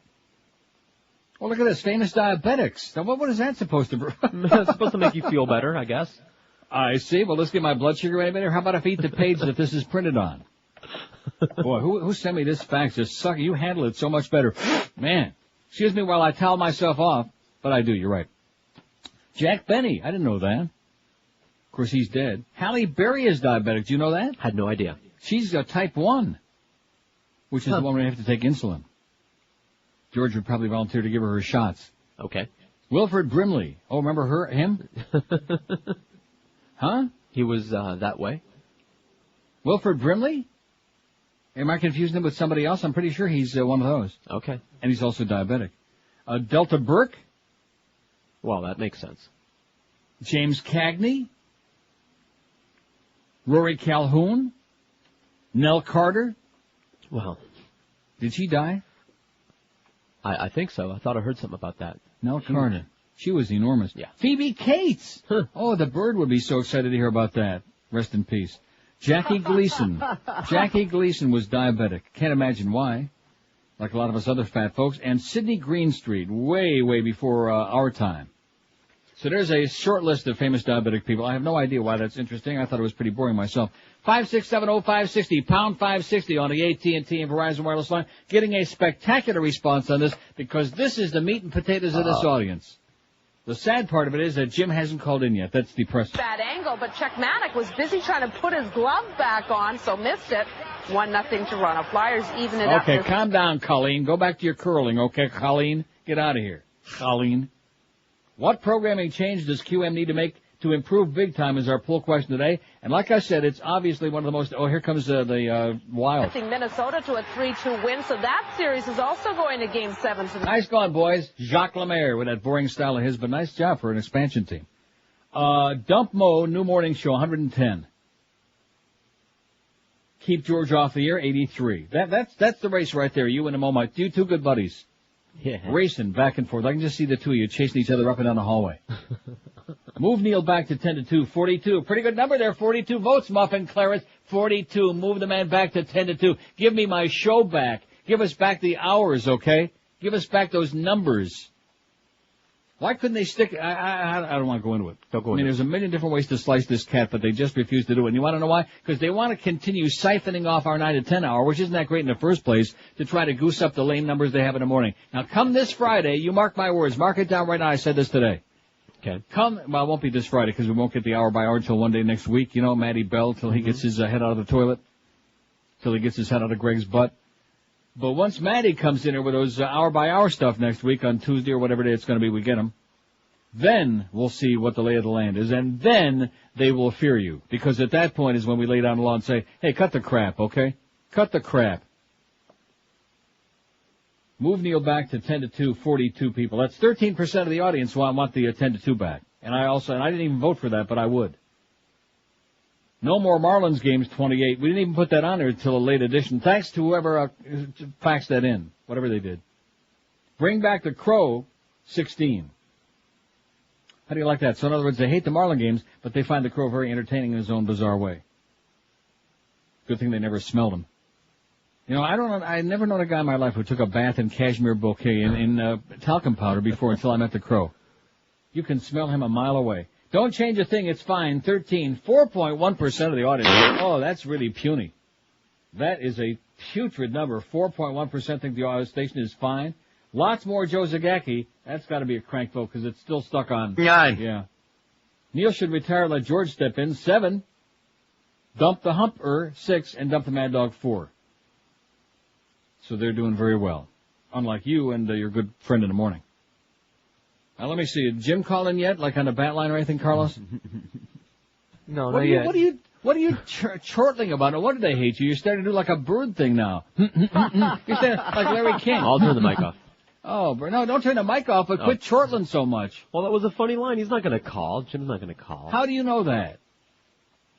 I'll bet you Carlos's life on it. He obviously listens. Yeah, but not necessarily to this show. That somebody named Jim will call this show today. I can't guarantee it'll be Jim. It might not be Jim Lentz. It might be Mike Lance, but that's close. We only can hope not. It won't be. If it is, it's a very short call. Go away, Mike. Go away. Every talk show host in the world hates you like poison. Don't take it personal. Just go away. And by the way, how many fingers am I holding up? 10:26 at 560 WQAM. Let me tell you about my bald spot. I got a big one. It's about the only thing besides my pupik on my body that's big. And I don't really care. See, at my age, what difference does it make? But a lot of guys out there, especially younger guys, which is almost all of you, you really do want to look better and younger. How do you do that? You get your hair back. It's amazing to me. And this is one of the biggest industries, one of the biggest rip-offs in the world now. Everybody's peddling you all kinds of hair. They got the holes in the head. They got the pills you take. They got the mousy-looking pieces. They got ridiculous-looking animals that crawl around on your head. Everything under the sun except Charles Alfieri's got the only good system. So even if you're a multimillionaire, that's why those rich guys go to Charlie. No matter how much cash you got, you can't buy a better-looking, more natural system than Charlie Alfieri's natural hairline system. The key is it looks like the hair's growing out of your scalp like real hair as opposed to a muskrat ramble on your forehead.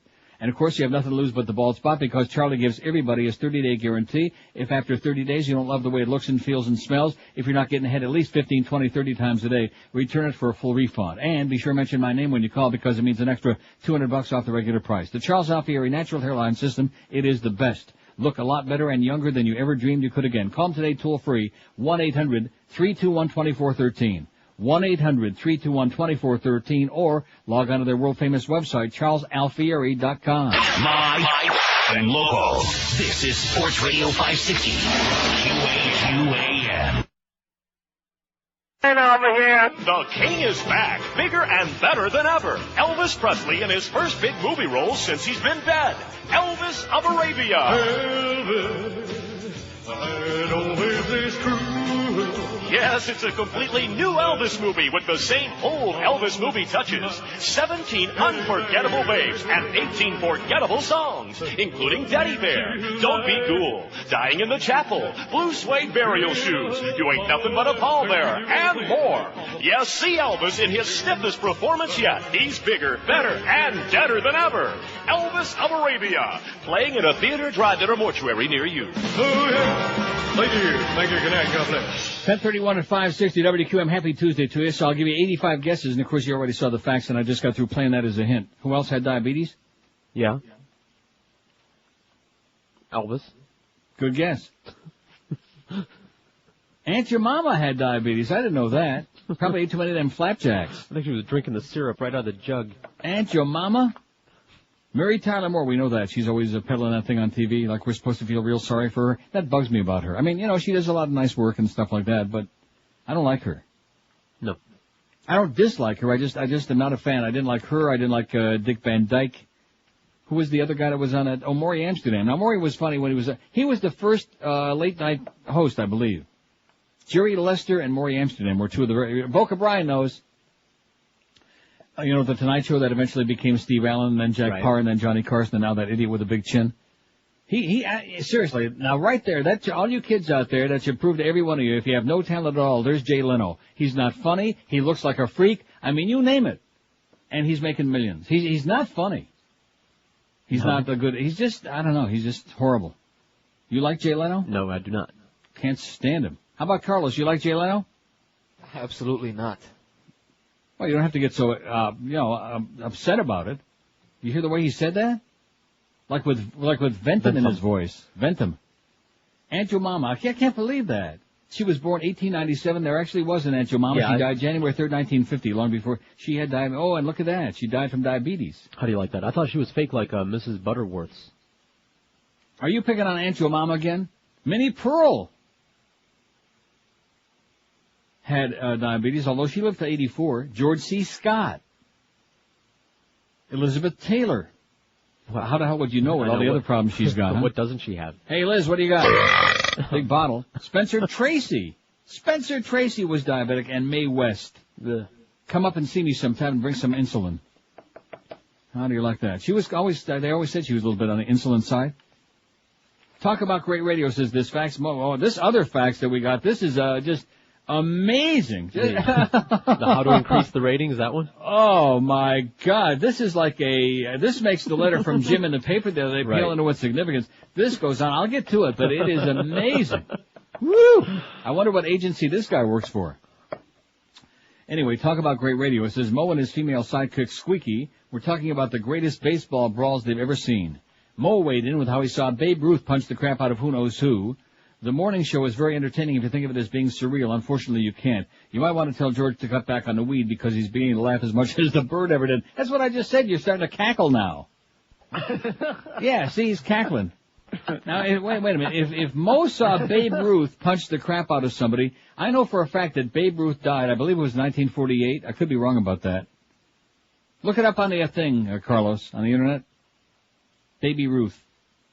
Oh, we did like his candy bar, except when they used to pop up in a punch bowl. Yeah. Babe Ruth. I could be wrong. But nevertheless, Babe Ruth's playing career, he played in the 20s and 30s. I gotta believe that he was like retired by, I mean, how could he have possibly seen Babe Ruth punch the crap out of somebody? Unless he's a lot older than we think. Huh? Really? How old, honestly, do you think he is? Mo? Yeah. 66. Okay. You think I'm wrong? No, I think that's right on. I was going to say 64, 65. Nah. I was being generous. 66. I think the piece he's wearing this week might only be 64 or 5, but I think he himself. Age Did you look 53. it up yet? What? Age of 53, 1948. 48. There you go. There's one for the old fad. 1948. Do I know my stuff or not? He died of lung cancer. He was smoking them faggots. Don't you remember? Now, I've seen that film a zillion times of Babe Ruth on that date Yankee stand. It wasn't like Lou Gehrig. Today I consider myself the luckiest man, which of course he was not, although they did name a disease after him. But Babe Ruth died from lung cancer from too much partying and too much smoking them faggots. So I think Mo may have a good point. Too many faggots, not good for it. That's what he's always saying. Here's this fax from Ted, a guy who appreciates good radio talent that says, how to increase WQAM ratings. This is just, we ought to frame this. No, I'm going to turn my mic off because it was funny, so I'm going to laugh while you read it, okay? You can laugh, just don't cackle, okay? You can laugh, but don't cackle. Number 1, build the QM marketing around Neil Rogers. Neil is not only the best talk talent in Miami, he ranks as one of the top 5 talk show hosts in the U.S. Only top 5, Ted? This is the only and fastest way to increase ratings for the station because the rest of the on-air lineup is fourth rate, if that. I'm doing a bird laugh. All on-air promotion should be for the Neil Rogers Show, and the station should be selling the day part that has the greatest potential for audience growth, the Neil Rogers Show. How many billboards does the station have? 8? Yeah. How many for me? 5? Just say it. 5. 5. Yeah. Well, I don't know. So I think they're already doing that. Not that we have any other promotion, but that's it. They're doing the billboards. That's because it's, we threaten to sue them. Number 2, move Neil to morning drive, and guess what? Sorry, Ted, ain't gonna happen. Already been talked about very briefly. I'm not getting up at 5. At my age, I'm gonna get up and do a morning drive show. Morning drive has the largest audience growth potential. The current QM show is boring, poorly produced sports talk show. Put your best starter in the best batting order. Morning drive will send the ratings through the roof. No. Not gonna happen. Here's another one that's not going to happen, which we don't need. Hire some talented... See, this fax, Ted, I know your intentions are very good, but it makes it sound as if the problem on a radio station is this show. Is this the problem? Right. No, in fact, this show has always got the highest ratings, always brings in an enormous amount of revenue, so even though they're paying me through the nose, I'm making them a lot more money than they're paying me. So I don't know why I'm wasting time reading this, because it's very flattering, but the fact of the matter is they're already making a fortune from this show. This is like saying fix what's not broken. Which they already did by screwing around with the time, which really didn't help at all, hurt badly. But don't fix it anymore, okay? Don't do any more fixing on this show. So thank you very much, Ted, but the answer is no. Ted, who obviously considers himself a programming maven and seems like a good guy, very constructive, but we don't need that. I'm not saying that we couldn't improve the show, but that thing about put some regular features in the show. We don't. The only regular feature we have in the show is that noon to 1 hour on Wednesday. That's one of the things I like about the show is that it's stream of consciousness. It's unpredictable. Right. I don't like contrived features and he's talking about how bad the morning show is. How about that thing on Friday? Forget about it Friday. You saw how long that lasted. How many minutes did that thing last? About 30, man. God. And then what was the other thing with Zach with the rips of the week, the ripping people in the ass? Zach the Ripper. What did it last, about 5 minutes, something like that? Forget about it. Forget about it every day. So I'd like to know how Mo saw Babe Ruth get into a brawl in a baseball game. Now the man died in 1940. Now maybe this faxer is just using the wrong name. Okay, just exaggerating. 48. That's 55 years ago. Okay. Okay. So even if you were like a kid, I guess it's possible. But he wasn't playing in 48. He was dying of lung cancer. Look up, what does it say his last playing career? Does it have it on there when you look that up? He'll find it. Look it up again, Beaner Boy. Do something. Besides just sit there and eating free food. Anybody can do that. We've had a lot of people over there. Bid farewell to as many fans at Yankee Stadium in 47. 47. So let's see, 47. No. That's not the answer to the question. He's still looking. I want to know the last year he played in the major leagues. I'm not talking about when he said goodbye. I know that's the film I was talking about, Yankee Stadium. I want to thank everybody. He couldn't even speak because of smoking all them faggots. And isn't it ironic that Carlos is the one who's looking this up, and he's taking all these faggot breaks? Played for 20 years, starting in 1914, so 34. 1934. Okay, now we're gotten to the main potatoes. That's 66-3 is 6 years ago. So if he saw him even as a child of, let's say, 7, that would mean that Mo would have to be a minimum of 73. Okay? So I was being very generous. For a guy that's 73, you don't really look that bad, does he? No, as a matter of fact. He looks kind of spry for a 73-year-old guy. Maybe that's why he wears a toupee. Maybe his head is actually rotting.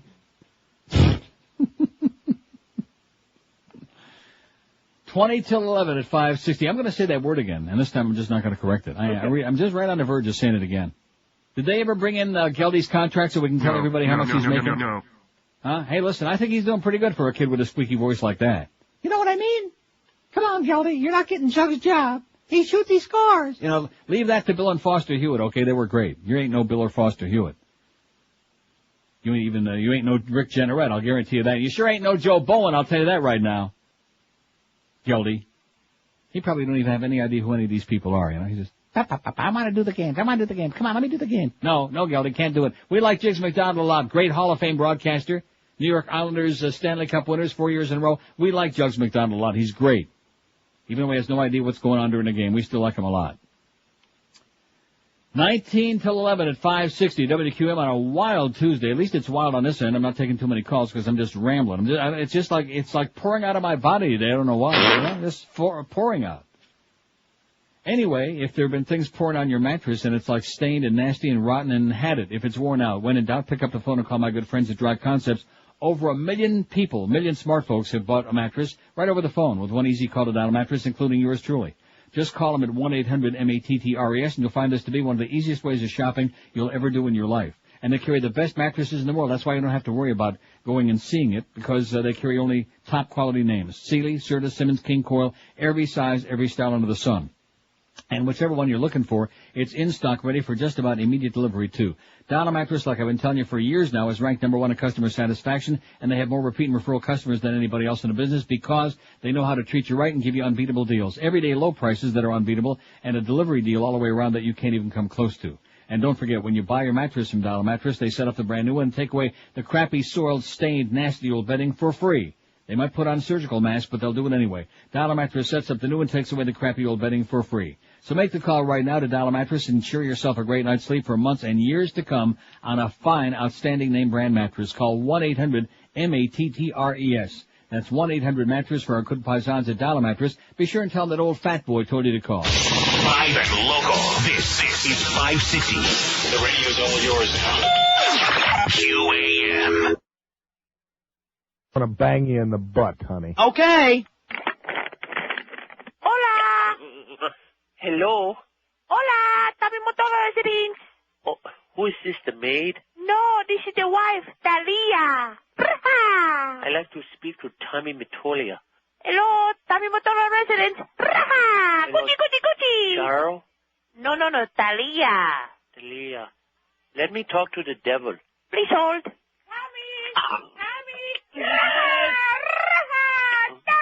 What is it? You got the phone. Oh. Phone. Hello. Tommy Matolia. Speaking. This is Michael Jackson. You lost your job. Hey, I didn't lose my job. I stepped down. Oh, sure. However you want to paint the picture, whatever you have to tell yourself in order to save some sort of face, you do it, but you lost your job. You know, actually, it's kind of nice to hear your voice. What? It's kind of nice to hear anybody's voice. What are you talking about? Yeah, can you hear that? That's my Mexican wife, let me tell you. It was cute for maybe 5-10 minutes a day. But if I gotta stay home with her every day, I'm gonna go crazy. You're getting your just desserts, Tommy Matolia, the devil. All we do is eat Mexican food. Chimichangas, burritos, Tostitos. I got more gas than Exxon. And you deserve to have the bloat.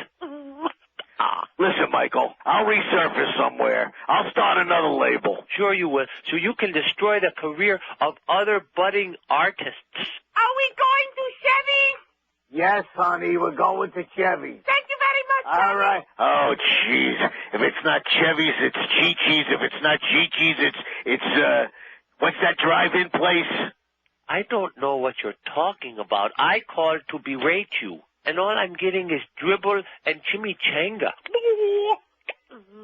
Admit it, I was the reason you were forced to be fired. Right, I know, because I'm very, very, very devilish. I want to live in America. You're living in America, all right? Hey, look, Mikey, I gotta go, okay? I gotta take her over to Taco Bell. Chevy! Okay. Chevy's, you want to come with us? No, I don't want to be seen with you. You are the devil. Though at this point, I am finding myself having some sympathy for you. All right. I gotta go there, Mikey. Let me tell you something. If I were to fart right now, half the neighborhood would go up. Bye. So let me ask you one thing. What was Robert Reichel thinking about with a slap shot on that penalty shot last night? 10:49, 11 before 11 at 560 WQAM. In a state where horses have long been revered for their service on cattle drives and in combat, the Texas legislature is about to consider where they also should fill another rule, food for the dinner table.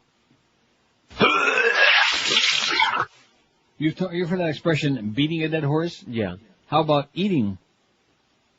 For years, 2 companies in North Texas have produced horse meat for human consumption and shipped it to foreign countries. Only last year did they learn it was illegal thanks to an opinion by the then Attorney General John Cornyn. The opinion sought by animal rights activists said it's a crime to sell or possess horse meat with an intent to use it for human consumption. The companies, Dallas Crown Packaging of Kaufman and Beltex Corp of Fort Worth, are the only 2 firms in the country that still process horse meat for foreign tables. Now they're fighting on 2 fronts to stay in business. They've gone to court to try to overturn the Attorney General's ruling and have asked the legislature to change the law. State Representative Betty Brown, Republican of Terrell, is sponsoring House Bill 1324, which would allow them to stay open. It would make what they do legal because they don't sell food products for human consumption in the U.S., said David Broyles. He doesn't grill it, he broils it. Attorney for the horse slaughter companies. I just don't see, I'm a horse lover. There's dumb animals, but I love the track, Mm-hmm. But if they eat dogs in some places. Yeah. And if they eat cat, Yeah. Fried pussy. And, so what's the big deal with the horses? Is horse meat like poison? Obviously not. I heard the French are big into it. Oh, are you going to start with that again? I'm going to go out and get a double order of French toast today. With strawberries and, that powdered sugar on it. Aunt Jemima syrup. And boysenberry syrup. Not just maple syrup, in honor of Aunt Jemima's diabetes. Boysenberry syrup. The one neat thing, and I can't say too much about, remember the old IHOP? Yeah. Which, of course, every now and then is a sponsor on the station, so we won't say too much, although it will be true. But the old IHOP, and I don't know about it because I haven't been in there in years, but the one good thing there, you go in for breakfast, and there'd be like 6 different tubs of syrup. Different flavors. Boysenberry and cherry and maple, whatever. Really nifty, neat, and, And, of course, the food itself probably wasn't all that great, so you just drown it in that syrup, and it would be almost like you said before, like sucking the syrup right out of the container. Oh, man. When in doubt, suck it out. That was Aunt Jemima's, and, of course, look what happened to her. Here's a fax from Phil in Mudgate. We got so many chronic faxers now, I don't know what that means, It's almost getting like the number of callers on a Mo show. And, by the way, I'm going to make a challenge. Not that it's my business. They can talk to whatever jackass they want to.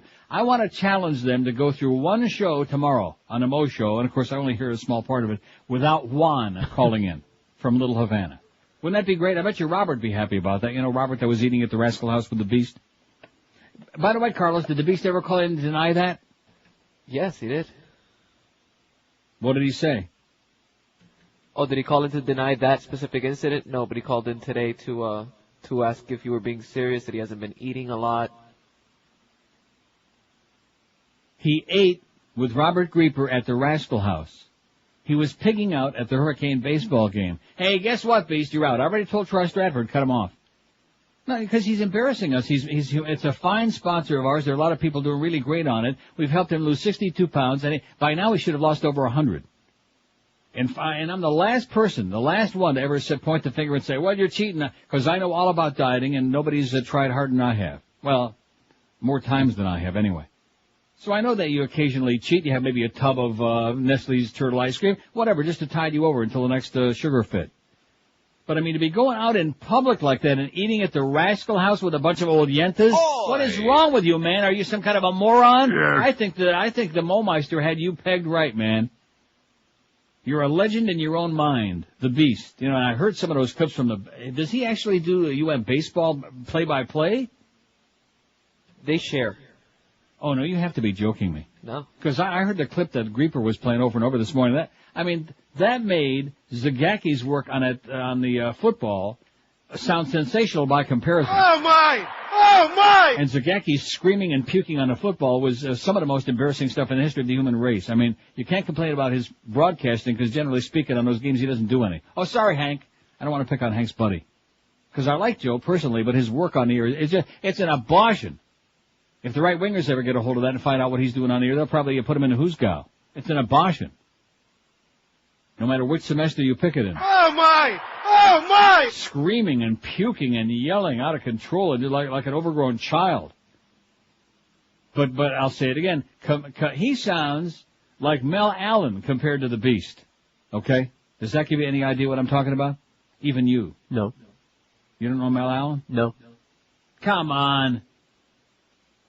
You never heard of Mel Allen? I've heard the name. I don't know what he sounds like. Well, you know, he was one of the great broadcasters of all, at least baseball anyway. Oh, okay. Here's Phil and Mudgate getting chronic. I purchased Michael Moore's Stupid White Men, and it's excellent. You're right. I was watching Dennis Miller doing stand-up on HBO last night. I never knew he was such a right-wing ditto-head. Yes, he is. Just ask Tom Jicka, who's afraid to piss off the ditto-heads because you don't want to criticize him too much.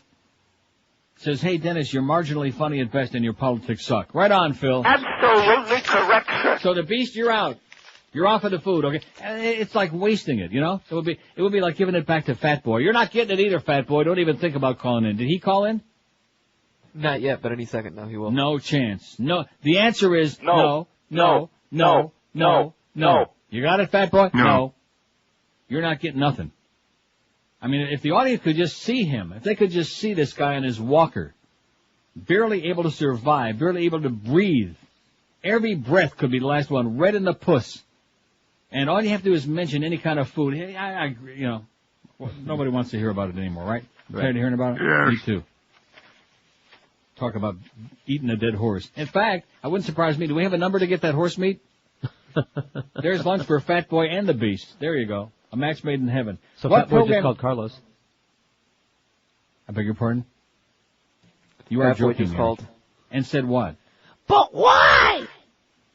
Because you're a fat, hopeless tub of crap, that's why. You're a fat, tubeless hope of what I said on the air before, without the M.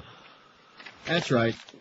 And we're sick and tired of your crap. You're not, we already, if we hadn't tried it once before, I'd say, okay, maybe this might work for him. You're hopeless, man. You want to die. And because you want to die so bad, we're going to do everything in our power to help you out. Just like he was trying to do, like he was trying to do to me. Remember when I was there? Yeah. He had food coming in from restaurants that hadn't even opened up yet. That day from Corky's, which we love Corky's, and we appreciate them bringing the food in, but we had a double dose of Corky's that one day. That was just before I had my stroke. Right. And then, after I had the stroke, then he still got like two. Remember the day he had two different places showing up with food? After you were screaming at him, don't ever do this again. Not only are you a food pusher down your throat, but you push it on everybody else, and we can't stand you. And by the way, I'm loving my great new bed here. You lying sack of crap. Everything that your ex-neighbor Dave says about you is right times 1,000, okay, Fat Boy, a.k.a. Jeff High? Man. He's one of those people who is, you can put up with small doses of it for a while, and then you finally reach the saturation point and and that's it. It's over the fat limit. 10:57 at 560 WQAM. Speaking of that, what a segue. Oh, that's right. Thank God we're not doing it right now. We're Sports Radio 560 WQAM. Or David's a bitch. You asshole. Looks like heartburn. Showtime. Wait, look. They don't just have heartburn. They also have pressure and bloating. That's gas. Oh, no. Holy crap. Exactly. Sorry, guys. They need more than just heartburn relief. They need Maalox Max. Yeah, Maalox Max and a mop. Fast heartburn relief plus strong gas relief. Maalox Max. Does it treat diarrhea? Guess not. All right. 11:01. The Mad Dog's coming along at 1 o'clock this afternoon with a lot of very short calls. He's going to cut everybody off in a heartbeat, okay? So whatever you have to say it quick. And I agree with him on that. You know, I mean, when it's obvious that somebody has nothing to say, that's the time to move on. Don't we all agree on that? Yes. Yeah. Although we haven't heard from Jim from Plantation yet today. Maybe that's Jim on 6. It's the only one ringing right now. WQAM. Hello? Yes, sir. Is this Jim? Hello? Yes, sir. No, this is Juan from Middle Havana. I want to talk to Neil. No chance. How do you like that? Now do you understand, you people out there that think I get carried away talking about chronics? Now do you understand? These are people more. Well, I know I've said this before, but not for a long time, and I don't want to rehash it. But back in the days when WGBS was doing talk, I was on INZ at night at that time on a formerly great station. WINZ, WNWS, WGBS, and WIOD also was doing talk. I think King was still there at that time. Uh-huh. Or whoever. So you had 4 stations doing talk. Yeah. And you'd have, will you just calm down? Right. I'm just taking a deep breath because I get so agitated about this. And you'd have this little coterie, this little club of chronic callers who would call around from one show to the other one. And then they'd finish talking to like David Gould on WGBS, and then they would call me and rip him in the ass, and then like 2 callers later somebody said, you realize that guy just called David Gould 5 minutes ago and was ripping you? And it was like a cluster fluck is what it was. Huh? That was with an L. Don't get nervous. I know I'm under control. That's what it was like. And the more things change, the more they stay the same. Juan from Little Havana. Don't you understand? The audience hates you. Maybe you're not a bad guy. Maybe you actually someday had something to say or might say, but nobody wants to hear the same people every day. We could rent a room real cheap at the Holiday Inn. And Mo and Geldy could sit in there with Stuttering Steve, and with Juan from Little Havana, and with the Dennis, the professional Catholic, and with the other half dozen or 10 people they speak to almost every day, and that would be it. Wouldn't have to waste all the juice from the station. In fact, they probably, in that little room in the Holiday Inn, probably put his whole audience in there. You're killing the man, okay, and they don't have the cojones, they don't have the courage, because when I was down there, most of the time I'd walk by that other extension phone, that coronal extension that sits in the bullpen, it was deader than a doornail. No calls. No calls. So that's the easy way out. It reminds me of those old days at IOD with Joey Reynolds. Remember that on the weekend? Oh, how could I forget? I had Couldn't to be there. buy a call for $100. So what did he wind up doing? He became the maggot magnet, and the guy with the eyes, and then, of course, Gilbert and all the misfits that nobody else would talk to. Even Rick Riley wouldn't talk to. They all gravitated to him because he'd put them on there. And then there was Billy, he was doing his imitation of the guy in the Clockwork, and whatever that was, Cuckoo's Nest. Right. You know the one I'm talking about. Billy Yeah, whatever the hell this guy's name was. With a phony stutter. And that's what it was. If you wanted to hear the same half dozen misfits week after week on a weekend, we had it right on the Joey Show. An abortion. It says, as a former program director, I suggest that the morning show, there should be 2 chairs. One with only Moe's hairpiece, the other with Geldy's teeth, and 2 microphones. As a former program director, I bet you this is from Duff. Because now he's ops manager. He's not program director. So that would be him, right? In fact, look at this. Oh, no. Do you know who this is from? You're letting stuff slip by. Sorry, I didn't look. You see who it's from? Let me dig it out. Isn't that Jeff High's former neighbor? I think it might be. Yeah. And you also sent me one from Tim Potts. Tim Potts. So George is under such tremendous pressure from the beating he's taken on the poll today that he's just crushing. Yeah. I'm collapsing. Under the strain. He's straining it. Oh, and look at that nice new piece of copy here, too. That sales department's doing it, baby. But I got news for it. We took a look the other day. I changed my mind. Todd Dreck, he's annoying because he won't service his accounts, but we almost never see him. But Fat Boy, he's always there in his face. In everybody's face. Hiya, Pally. You want some food today? How about Corky's today? How about some... And, of course, at least Corky's is good stuff. Yeah. Stop and think about some of the stuff that he's brought in that even the people that eat the horse meat would turn up their nose at. I really don't want to think about it. Yeah. It's too close to lunchtime to resurrect memories of that crap. Oh, my God. Anyway, here's what the poll... I don't know why I'm so worked up today. Is there a special reason? Maybe you're just feeling good. Yesterday, I'm feeling a little bit better. It's taken me a long time to recover from this little problem, from eating all that food when I was down there. And you're part of the problem, by the way, Fat Boy. That's why I hate you like poison. You're part of the problem. I'll take 90% of the responsibility, but I'll give you about 8.5% of the other. You and other people are always leaving food around for me, like the cheese with in the trap. Just like if you want to, I guarantee you. If you want Christina Aguilera to come to your house, just leave a little trap with cheese at your front door. She'll be there in a half an hour. Although I do like that song, Beautiful. That's a great song and a great video, even though it's pretty faggy. That's why you like it, Neil. You're right. No, actually, there's nobody who looks good in it. It's just, it's interesting. It's different. That it is. What programming changes I can't even read this thing. Does WQAM need to make to... I can't read it anymore, Well, if I put my glasses on, I could read it. Oh. Well, the print on there is so goddamn small, Eric. You notice how he keeps making the print smaller and smaller so I can be, vision challenged? What programming changes does WQAM need to make to improve big time? We asked. Yeah, work on the size of that print, Eric. It's too small. Dump Mo, new morning show, 145. Look at the way George is catching the Mo-Meister. Oh! I am so proud of you, man. Keep George off the air, 136. He has closed the gap and now is trailing by only 9 in the latest count. And when the votes come in from the outlying areas, just like Truman beat Dewey, move Neil back to 10-2, 66. 66, Muff and Clarence, you idiots. Okay, you simpering cowards. 66 want this show back where it belongs, 10-2, so we can do the 1 to 2 hour. Right? Right. In fact, I miss those great 1 to 2 hour rejoins like, don't you just hate people that use snappy openers for their show segments? Like that 1 to 2 hour. Yeah, we hate them, Andy. Oh, I miss those days, man. And then the Humper used to be on. We got to just find a different place to stick mandates, like on a morning show. I still say Joe Rose and Geldy 6 to 8. Joe Rose, Geldy, and the Mad Dog 8 to 10. Then he still got his 2 hours. We go back to 10 to 2. Hank comes back 2 to 6, which that 3 to 7 is killing him, right? And then we got room for the Crow in there for baseball season. Solves a lot of problems. Makes a lot of sense to me. The only question is, will the Mad Dog get up that early in the morning? Of course, what do we do with the old man?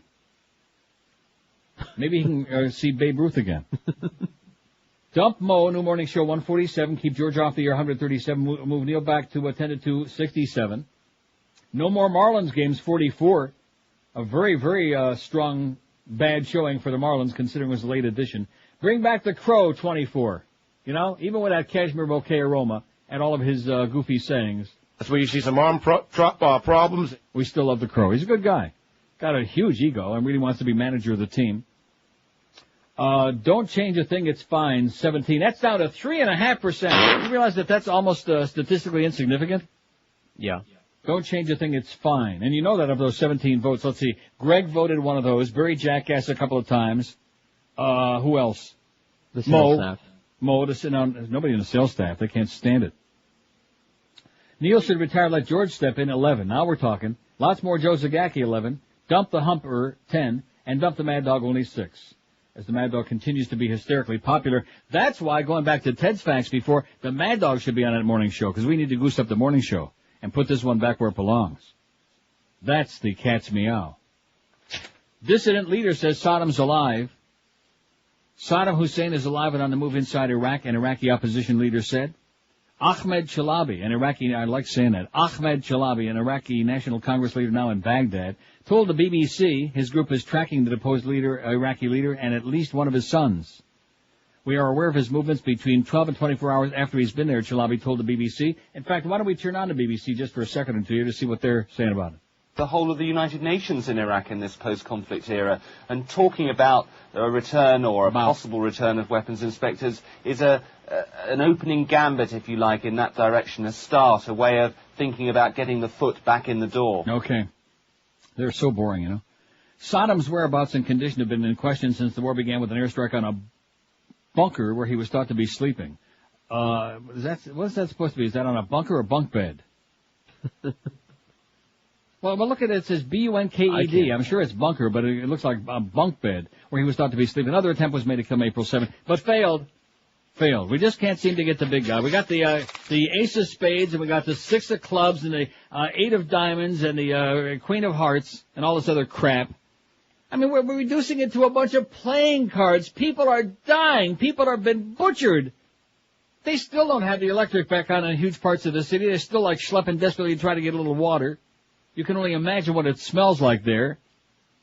And we're worried about a deck of playing cards. And then we got Rumsfeld saying, oh, North Korea needs a regime change. And you got Woolsey saying, well, Syria is run by a bunch of fascists and they need a regime change. You're dealing with a bunch of crazy people in the media here. What are they talking about? About Scott and Lacey Peterson, because that's, everybody's burned out on the other crap. Scott and I'll say it again. They could have Scott and Lacey Peterson on TV 27 hours a day, and I still will not watch it, and I don't care about it. I for the life of me, can't understand why we're supposed to care. I did understand with Chandra, okay, because Gary Conduit was a hypocritical Democratic member of Congress who was pointing the finger at Bubba for blowjobs, and in the meantime was a wild sexual deviant who was involved in maybe even murder we don't know, right? So we understand there was a reason for that, even though they milked it way too much, but that it's the hysterical story du jour that the media has to have since O.J. started that. Nice going, O.J. You're the innovator. But this one, and you said it's because she was pregnant? Yeah. I'm just speculating what makes her different than any other missing person. She was pregnant. I don't understand. There's a zillion of these kinds of stories, and yet for whatever reason, the media hopped on that man. And now, of course, during one of my channel surfing in between periods of the hockey last night, there's the Kingmeister on there. Once again, he's got Nancy Grace back, and he's got the guy with a mustache, and he's got his panel again. And they're talking this crap. And I'm thinking about, my God, we got the head honchos, the hawks in the administration, talking about invading Syria and Iraq and Iran and North Korea, and you're talking about some bitch that was murdered. I mean, some nice lady that was murdered with her fetus. Of course, they have to make a big simus about that because now the right-to-lifers are stepping in. They want a big thing about the fetus, you know. Oh, the fetus is a real here. You've got to make a whole big simus about that. The right-to-lifers, I noticed, have been very silent about all the little children that were killed and maimed in Iraq. Yeah. I just mentioned that in passing. So the good news is Lynn Samuel says they still have those great flavors, yummy, at IHOP. All those syrups. Good. Isn't that great? She said Miss Grudge likes to spritz them on her gowns. That's what she said. She likes to spritz them so she can match that blue gown. Remember Monica's blue dress with that evil telltale stain? Mm-hmm. Anyway, and I emailed back and I said I'm going to put some on my French toast today just in honor of these the whole thing. I'm going to start eating all kind of French food just to show my anger. And I detested the French long before it became fashionable. Sure. I knew that they were a bunch of pigs. And then the guy calls up yesterday, how you doing up there in Frogtown? There's no frogs. Maybe there's 2 or 3 laying around. Maybe they'll get SARS. We hope not. But this is Toronto. This ain't Montreal. This ain't Quebec, eh? They had no clue. They don't even know where to find Canada on the map. They think that, like, Ontario's an appendage of Niagara Falls or something. They just don't get it. They don't know.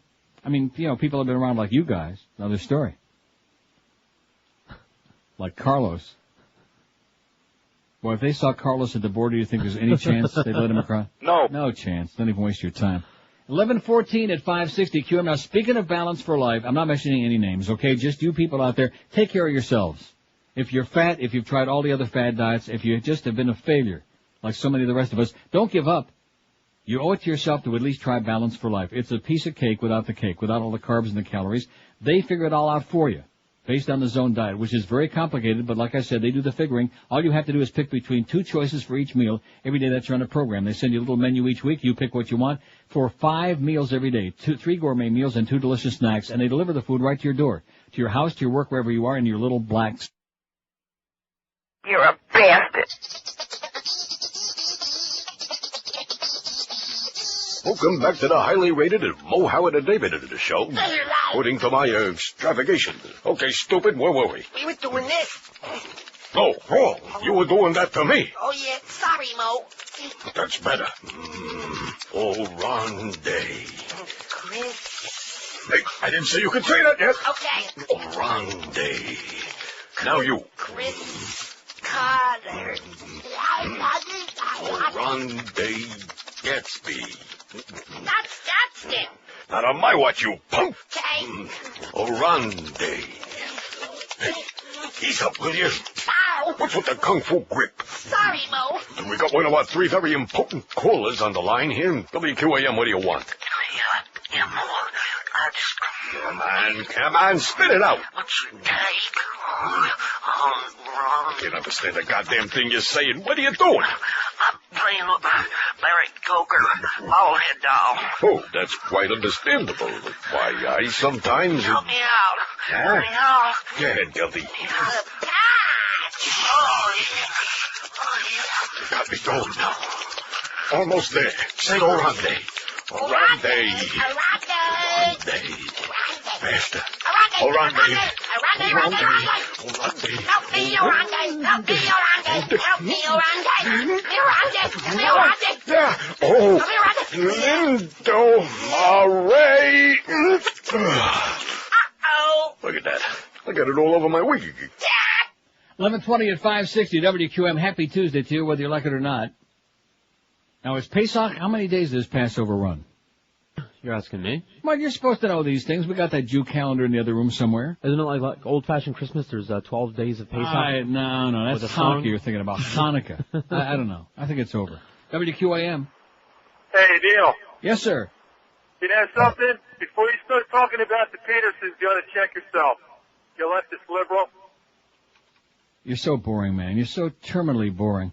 567-0560, pound 560 on the AT&T and Verizon wireless line. And see, people would have accused me of hanging up on him too fast last week that one day, and then come to find out he doesn't have anything to say. Leftist liberal, commie pinko. Saw a great thing on the History Channel last night in between the surfing around during a hockey game about what we did in Guatemala. Did I mention that on the air or not? Briefly. Oh, brother. What the CIA did in Guatemala. John Foster Dulles, his brother Alan Dulles. There's a couple of real winners for it. A couple of real commie baiters. See, in fact, they talked about that back in those days it was the evil empire of communism they were after. And it sounded so familiar. It had that evil ring, you know. Because John Foster Dulles, the Secretary of State under Eisenhower, was such a religious man. And it was the good people against the evil communists. Huh. Like I said, sounds very familiar from this leftist liberals viewpoint. WQAM. Neil? Yes, sir. How you doing? Can you play the Howard David tapes? WQAM. Yes, this is Jim. Jim? Yes. Not Jim in Plantation. No, but you said someone today will call named Jim. That's a good start. What's up, Jim? All right, thanks, Neil. I'm done.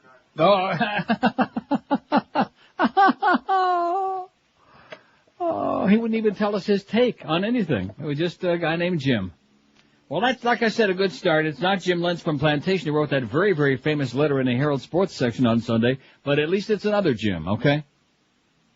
567-0560. We'll find that guy if it's the last thing we do. If we have to put Petey Lenny on here and do the voice, because he wrote it. Him and Mifo and the Paulie man. Oh, God. How would you like to be a fly on the wall in Dave & Buster's or somewhere where those guys are sitting around having a few pops, huh? Seriously, you know what I'm talking about. Yeah. Can you even begin to imagine? Woo! Heavy duty. You can smell it all over town. WQAM. As Jack Parwin. WQAM. Yeah, Neil, can you tell me, will we ever have our America back? And I mean, when I say us, I mean liberals, because I'm really tired of this conservative swing. No. We'll never get it back? Remember all that bullcrap about there was going to be, they were putting together this liberal talk radio network and they were going to counteract the Rush and all these right-wingers. You heard anything about that lately? Well, I heard that it was dead in the water. Yeah. That just liberal radio wouldn't do it. And they're probably right, because, you know, liberals, we don't want to be told what to think, whereas the conservatives, you know, they tell them what to think. Liberals are busy sleeping, just like the Democratic Party, man. I hate to break the news to you, but I am kind of tired. You know, it's like if you just lay down on the living room floor and you went into a coma and everybody came and emptied out all your possessions and you woke up the next day and the house was empty and you said, what the hell happened here? That's what's going on in this country. Everybody else has been sleeping while these people feverishly have been stealing all the goods. So how do we fix it? Is there a way? Is there a way to what? Just get it back. I mean, it's nuts, this Patriot Act and this calling protesters un-American. I mean, it's shocking. To me, it is. I mean, I'll see you at the border, okay? I'll help you over the Peace Bridge. 567-0560, pound 560 on the AT&T and Verizon wireless line.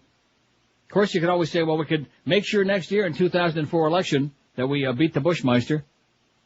That is, if there is an election. Let's take a look at that stock market today, shall we? Take just a quick peek at it and see how it's doing. Oh, look at that. Everything's coming up roses. Oh! Dow's up 20. Nasdaq's up 5.5 points. Everything's looking really rosy, ain't it? Yeah, sure. Not? Dollars in the crapper. WQAM. The pack. WQAM. Or any professional education. WQAM, hello. Joker! Jack Berry, can you believe it? WQAM on the line, that's always that same guy, not even there. Didn't even hang on this time. Good, that's a good step in the right direction, Pally. 567-0560, just a frenzy of hysteria, just out of nowhere, you notice that? Just out of nowhere. Just, I guess they decided this was the time. Have we had a woman on the phone today? No. No. WQAM. WQAM. Neil, how can they be charging this Peterson guy with 2 counts of capital murder? Isn't abortion legal in California? It depends on what trimester the baby was in. It was true. Well, let me ask you this question. Why do you care about that story? I just found it interesting that they wanted that apparently the government because the right to lifers want to exploit the dead fetus. Don't you understand? They want to use that to solidify. But what I'm trying to figure out is if I'm pro-choice, but if you have a law that says that it's not a life, then how can you charge a guy with murder? Again, I just answered your question. It depends on what trimester, how far along she was with a baby, and that's what the law says. The third trimester is murder. It's verboten, man. Very good. Okay. Thank you, sir. You ask and we tell. 567-0560, pound 560 on the AT&T line, 1126 at QAM. If you're buried in a crappy job, if you're working for peanuts like Carlos, here's the answer. It didn't help him out, but that's because he didn't get the right training, didn't get pushed in the right direction. He made a bad mistake, got into radio. Not a good idea. If you want a new high-paying computer job in a fast-growing computer industry, get yourself the training you need from our friends at Fast Train. Just one simple call can get you on the road to doing it, and in just 4 short months you can have a great new career and a big, fat, worthwhile paycheck.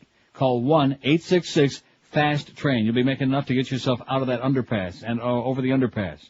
They offer convenient day, evening, and weekend classes for you at Fast Train. Check them out on the web if you like at fasttrain.com and get yourself out of a dead-end job and making a good income. Call Fast Train today, and like I always tell you, they got locations all over town to make it even easier for you. There's bound to be a location nearby where you live. Fast Train's got locations in Miami and Kendall, Pembroke Pines, and Fort Lauderdale, so like I tell you, there's bound to be one close by you. And don't forget to register at fasttrain.com to get you your free American flag bumper sticker. Pick up the phone. Be sure and tell them that Todd Dreck, the useless Todd Dreck, told you to call Fast Train toll-free 1-866-FAST-TRAIN. Live and local. We're Sports Radio 560 QAM. What is Plato's Retreat? This is a 560 WQAM fire alarm. Please exit the building in an orderly fashion. There is no need to panic. Everything is fine. Self-destruct sequence engaged. T-minus 10 minutes and counting. 10, 9, 3. Ooh, I gotta get out of here, Pally. Hey, how come the elevator won't work? 'Cause you gotta use the stairs, you stupid moron. You dumb fat bastard, you. You stupid fat turd. Oh, hiya, Howard. The stairs? That's right, Rotundo. I don't think I can... Out of my way, fatso. All right. I guess I'll have to go. One step at a time. No! My wheelchair! My wheelchair. Can't move. Somebody help me. Hey, how about you, Pally? You want to give me a hand?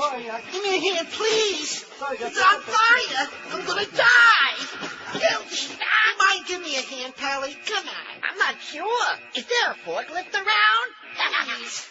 Please help me. Hey, maybe I can hide in your pants. You mind? Yeah, I mind. Yeah. Get out of here. You can't let. Get out of here. No, safely. Stop it. Get out of here. Talkie, come on. What are you, some kind of queer? Hey, get out of here. Fine. Nice knowing you, hi, boy. Just remember, Geldy, you can't put your arms around a memory. I can't even put my arms around you. I have to do it all alone here.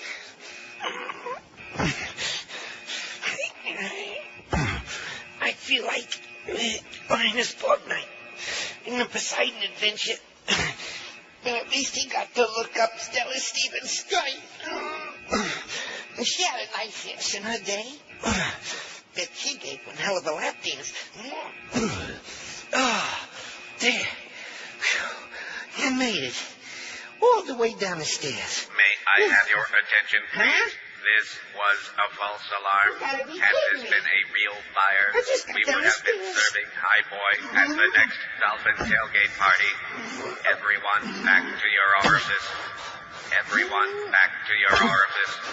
Fuck you, Pally.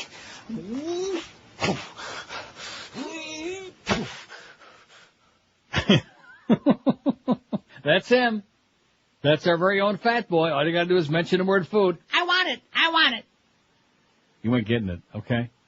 11:32 at 560 WQAM 5670560 pound 560 on the AT&T and Verizon wireless line.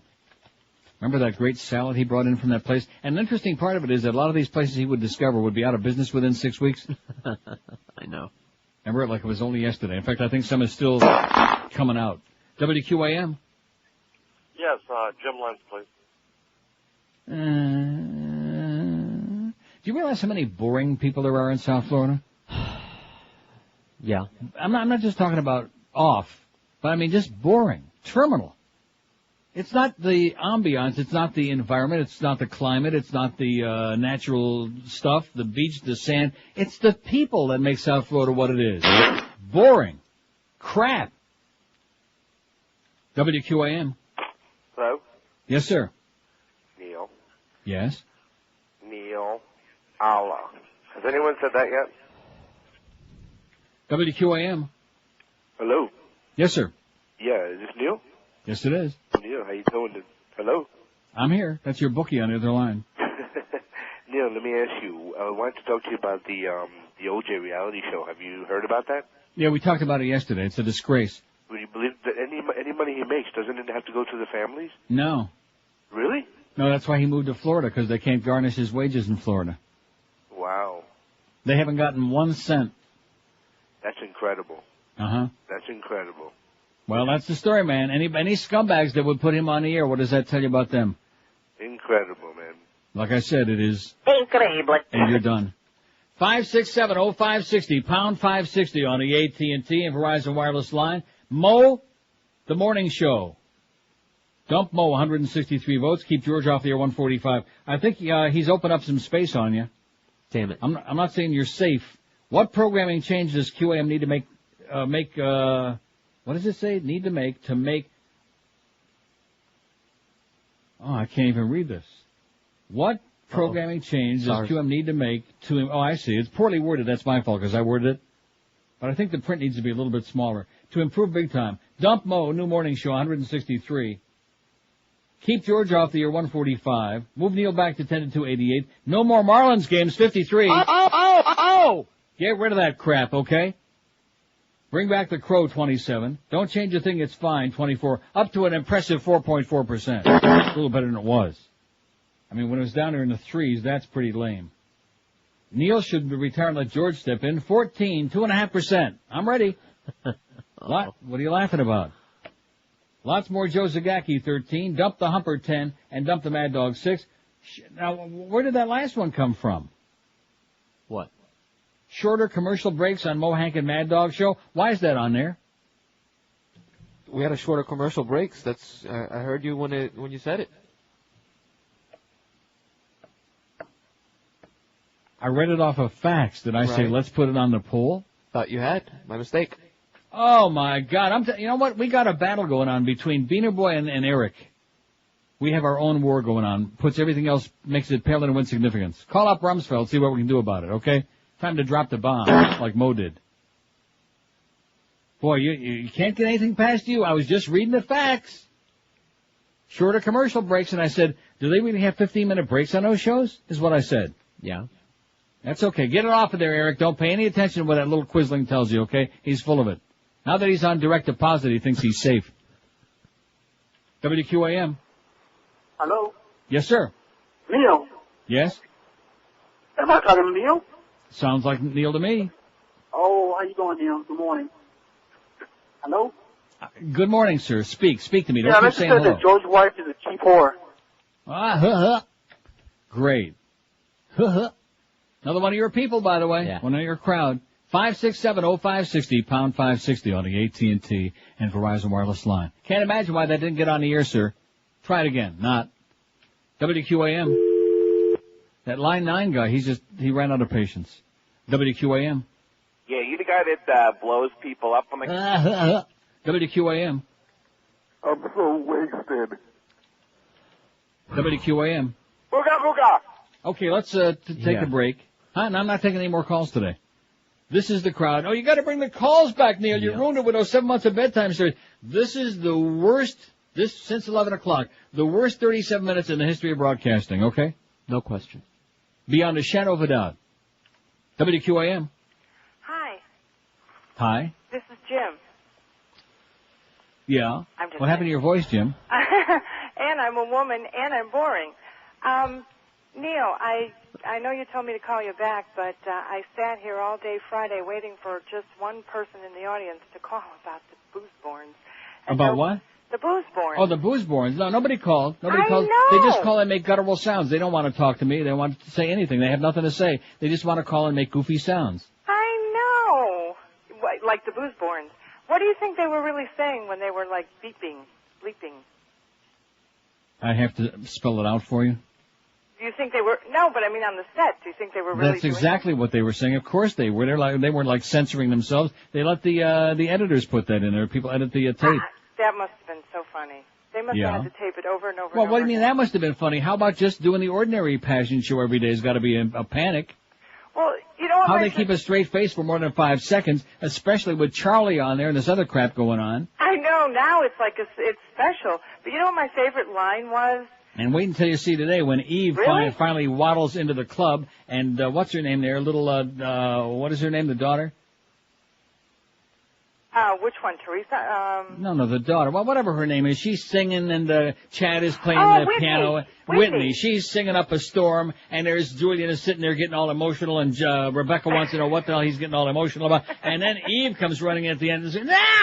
You'll love it. It's great. Yeah, but I loved it when they threw Eve out and her face went right in the snowbank. Yeah. But you have to admit, one of the great lines was when Luis, and he could barely get the words out when he goes, "I'm already taken, but you're not dating anybody." Yeah. And then Hank says, "I'm sure there's a big ape in that Simeon's future, but it ain't gonna be me." Mm-hmm. That was cute. Okay, sorry, listen. No, sorry that just you and I are watching it. there's plenty of people watching, just not in this crowd. Okay, they have nothing to tell. They are capable of doing it. Don't you understand? They can't discuss. They can't discuss. But you don't have any women crank callers. Why is that? Because they're not as immature. Have a great day. You do. They're not as childish. They're not as much into the ball games. You know, you see with too many ball games, it affects your brain. 20 till noon at 560 WQAM. How many times you heard about an opportunity and you didn't act, you didn't reach out and grab it, and you just missed out? Life was passing you by. Well, right now is one of those times. Don't let this pass you by. Interest rates have gone down even lower than ever. The financial group was offering an interest rate of 3.45%. Then they lowered it to 2.95%. Now, rates have gone down even lower. 2.45% financing with financial group. You heard right. 2.45%. Call financial group toll free at 1-800-940-LEND. How long will these low interest rates last? Probably not very long, so it's a window of opportunity. And if you're smart, you'll hop right through it with the financial group and get yourself an incredibly low rate of just 2.45% and save yourself a crap load of cash. Call financial group toll free at 1-800-940-LEND. And what will 2.45% financing do to those monthly payments? A $200,000 loan costs only $786 a month. A $100,000 loan only $393 a month. Do it now. Call financial group 1-800-940-LEND. That's 1-800-940-LEND. Equal housing lender. Credit restrictions apply. Rates subject to change without notice. 5.34 APR. Live and local. This is Sports Radio 560. QAM. Days of the moon, because even I get an email from Lynn Samuel says, wouldn't you love to get a mouthful of French toast and then French kiss Matt Damon? I sure would. You following that? Get a mouthful. Hey, Matt. You're gay. I mean, Matt Damon, it is. Oh. And Matt, what's his name? Dylan. Don't hold a grudge. I know a poster of this fool still hangs in their room. H no matter, you bet. Hey, don't forget, I still got a way of getting chicks wet. You see, I'm older than your dad, so they're mostly old hags. The last hit I had knew was in 72. I could care less. Chicks past menopause stage still want passes backstage so they can pinch my behind. Rectum. I just have to ralph when they ask if they can do me. I see old hags and old bags are still buying my old tracks. That's why I still do these concerts for you. I'd be on the street without you. 11:45 he's big. He's the number one closet. It's interesting to see the supposed hate that you get on some of these polls, because that other one, you came in second to Barry Manilow on one person you really enjoy, but would never admit listening to or enjoying. Yeah. How do you like that? Well, I'm not fashionable. So they're all over the place with you. A lot of them enjoy it, but they want you out. Alan says, one of our regular faxers, another reason to despise the Flyers, they're the only team in the NHL to wear those mandated U.S. flags on their helmets. But what is it? By what passes for reasoning under our right-wing regime, they must be the only team in the NHL that supports their troops. 9 weeks to Vancouver and counting, says Alan. Good luck to you. Have a good trip, eh? Wear a mask.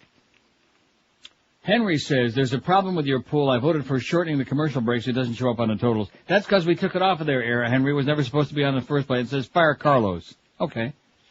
No, seriously, it was never supposed to be on there. Carlos is starting to get jumpy now. If anybody whispers a suggestion, he sticks it on there. Don't keep sticking it on there, okay?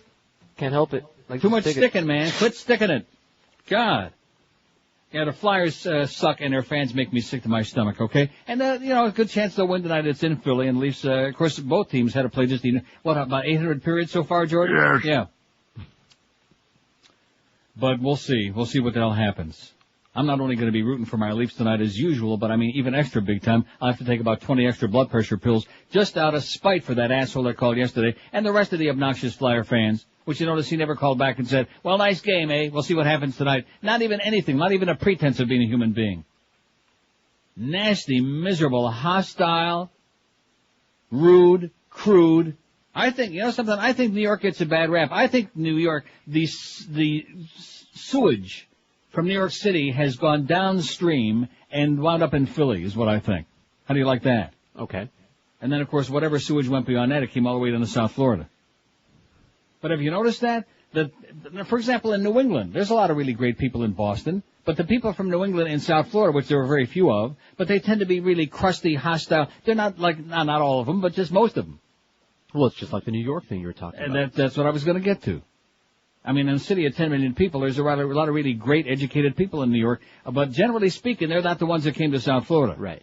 The ones that came to South Florida, the stereotypical ones, the ones that you just, every time you hear one of those voices calling on this station, you want to just take your radio and smash it to smithereens. And then, of course, there's Philadelphia.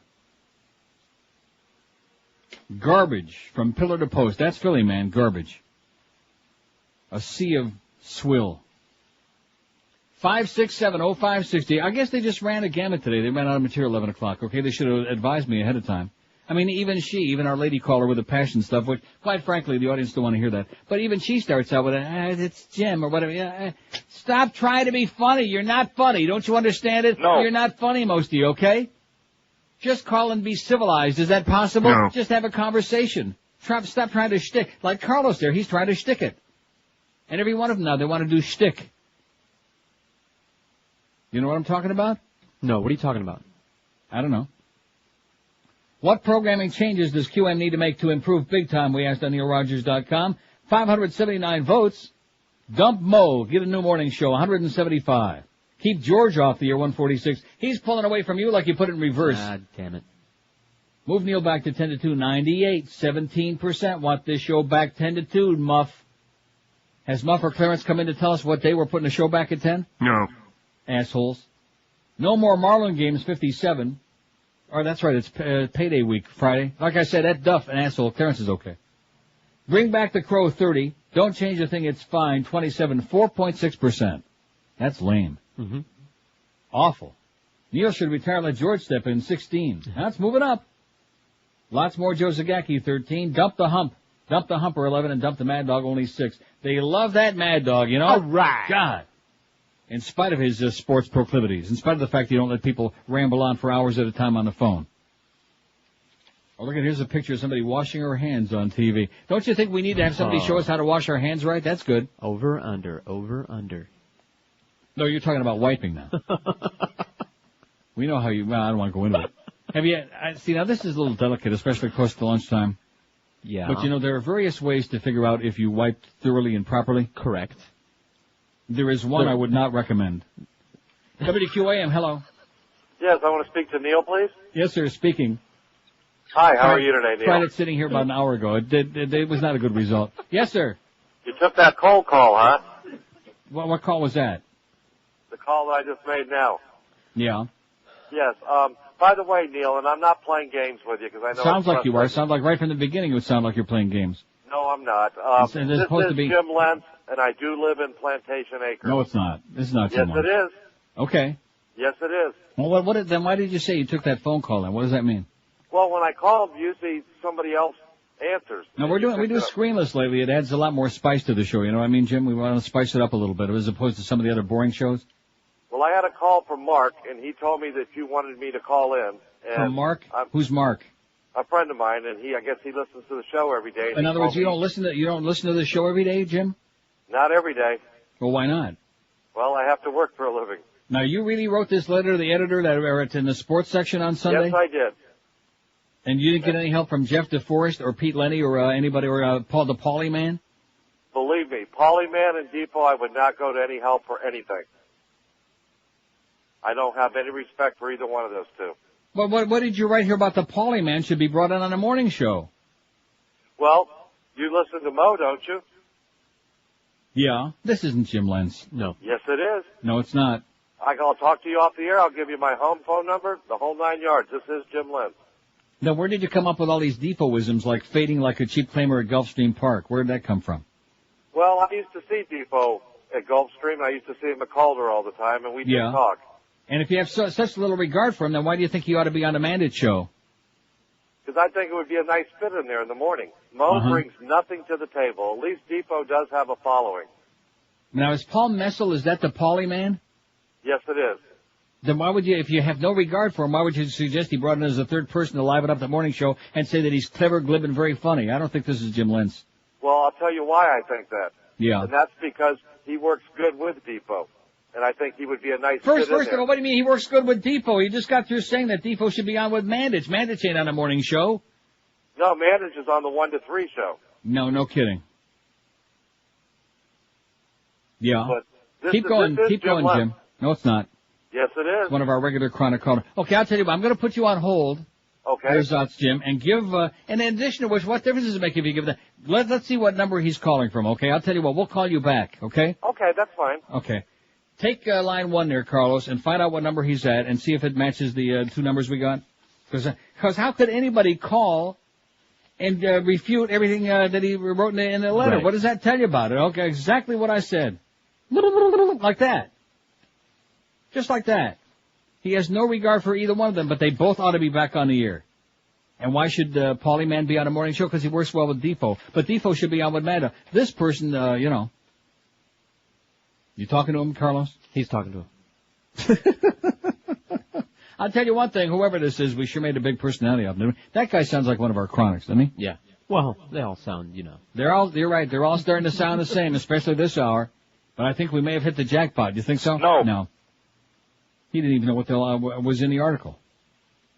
What the hell's Carlos doing? Is he taking his shoe size and social security number? What are you doing in there, Carlos? They're confabulating.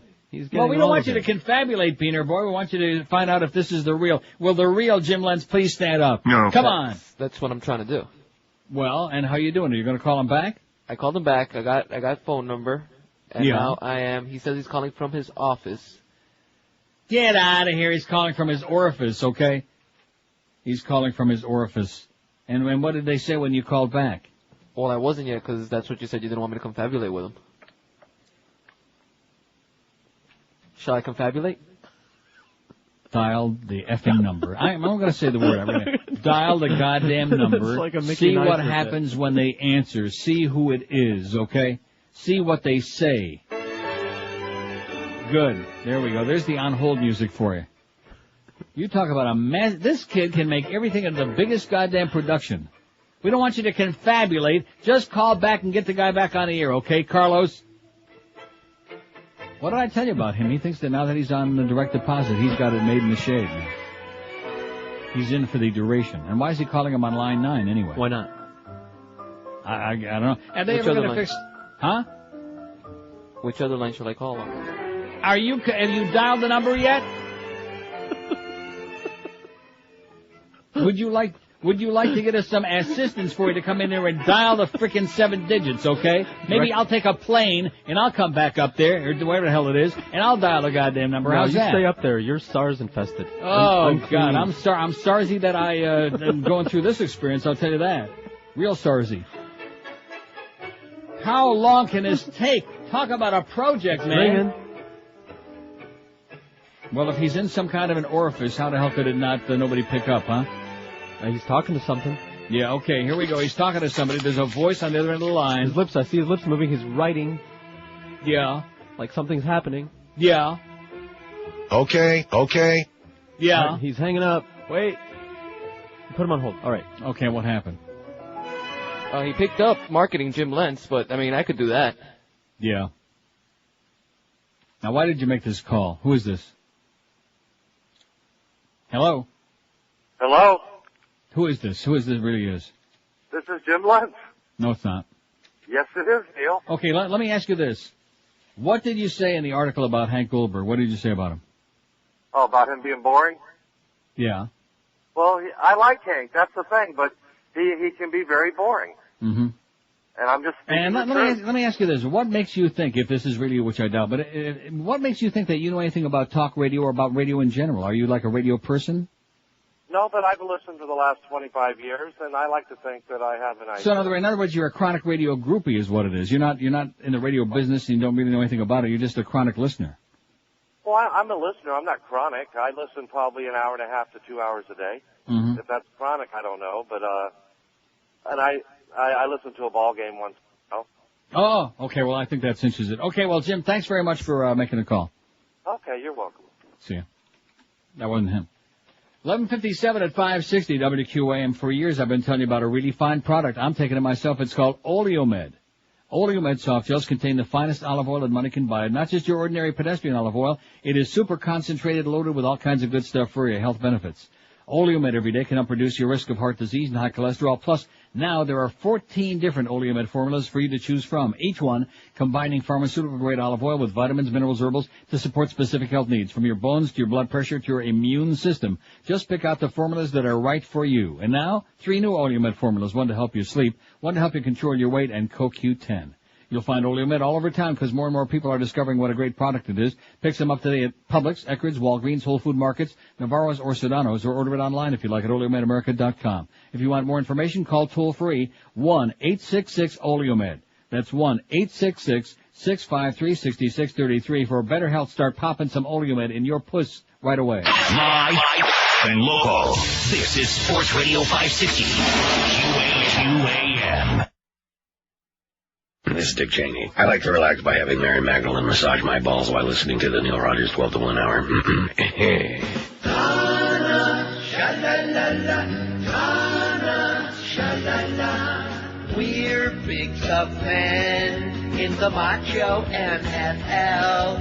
We saw a billboard sign today we don't like very well. We have balls is not the kind of that we'd like to see. Implying we have any balls misrepresents our team. And we want our name off of the sign. Yes, it isn't very nice, and so we want to verify the Dolphins have no balls. Sha-la-la-la, Donna, Donna, sha-la-la. That Ford Ho billboard sign said we've got balls. Donna, sha-la-la. Donna was horrified and so appalled. Oh, many lifeless hurricane fans will now be checking inside their pants. Do I have to, or am I smooth? Take down that sign, they're lying. Dolphins don't have any balls. That's why they slap each other's cheeks. Rectum. No balls on our team. Woo. Marketing, this is Jim. Oh, I'm sorry. 1203 at 560 WQAM. Now, do you believe that was really him? No. Could have been. Well, it was a crazy. How's that? That means it could have been him. No, don't say that. That's a very, very bad thing to say, okay? Sorry. In fact, I don't think you said that, did you? Nutcase. Oh, he's just making it worse and worse, okay? He's entitled to his opinions, even though, totally contradictory Right, if that was him, which we hope for his sake it's not. We hope that it wasn't really you, whoever that was. He has no regard, but see, there were a couple of tip-offs in that call. First, he knows Paulie, and he's seen Defo at the track a few times. A track guy, okay? And he's been listening for 25 years, and he listens to ball games once in a while. Like Marlin games, maybe. Does that tell you everything you need to know? Chronic alert going off. Chronic. Whatever, that wasn't him. And if it was, like I said, we're very sorry. Chicks ticks going quick despite Bush controversy. Nashville. Despite some backlash at radio and retail for negative comments about President Bush, the Dixie Chicks are flying high in preparation for their upcoming arena tour, according to Rob Light, the act's agent. To be brutally honest, there's been no effect other than the odd phone call to a building inquiring about a refund. There's a lot more noise than action, says Light, head of the music division at Creative Artist Agency. Actually, the buildings are getting more asking if there are refunds. Can they buy the tickets? Light says there are no refunds. He says that of 59 shows, only 6 have seats left, and those are all 85 to 90% sold out and expected to go clean. They're going to go clean. Ready for that? Okay. I don't know what that means. Joan Osborne supports on the first leg of their tour. Michelle Branch on the second. The tour is working with several promoters and kicks off May 1 at the Bilo Center in Greenville, South Carolina. How do you like that? The Chicks March 1 national on sale moved 867,000 tickets worth $49 million at the box office during one weekend. Boy, better take up a collection for them, huh? Yeah. Just like Michael Moore says, he's really taken a beating since that Oscars thing. Not.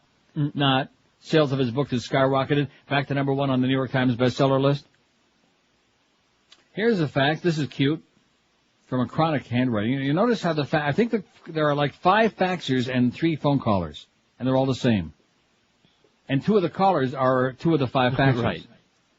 It says, you want to improve your station overall, bring back Rocco Perdola Bend Over, sincerely Andrew Astonwoods, which of course, speaks for itself. Yeah. But speaking of Andrew Astonwoods, there's an interesting story about him that Norm Kent once told me. 5670560.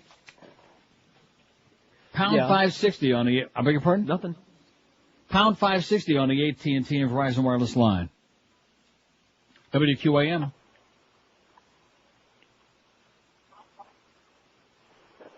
See, you're tempted just to hang on and wait much longer than usual. Can you make it up your mouth? WQAM. Hello? QAM. Yes, sir. Good afternoon, Neil. How are you doing? I'm doing okay. How do you expect people to have any brains down here? Number one, they moved down here. Number two, it's just look at the environment around them and look at the newspapers that they have to read. Oh, come on. If you think you're going to get your mentality from reading a newspaper, I mean, you can get information from it, but there's also the internet, and there's like a whole bunch of other stuff, and reading books, things like that, which are illegal in South Florida, but nevertheless. But then you have people that listen to the station, and yesterday I happened to stay on a little and listen to Mandich, and this old gentleman called up about a specific book. And Mandich and whoever the kid is who does his board for him was talking about how everything is in sound bites. Nobody has attention span past 30 seconds. Yeah. And that's what happens down here. Nobody does have an attention span. What do you mean like down? I try and engage people in the conversation. What do you mean down here? Why is it only down there? It's America for it. It's not just down here. America is spoon-fed. That's why, like I said before, Lacey and Scott Peterson were supposed to be all worked into a lather about that. I couldn't give a flying crap less about that story. I mean, it's unfortunate, but why should I care about it?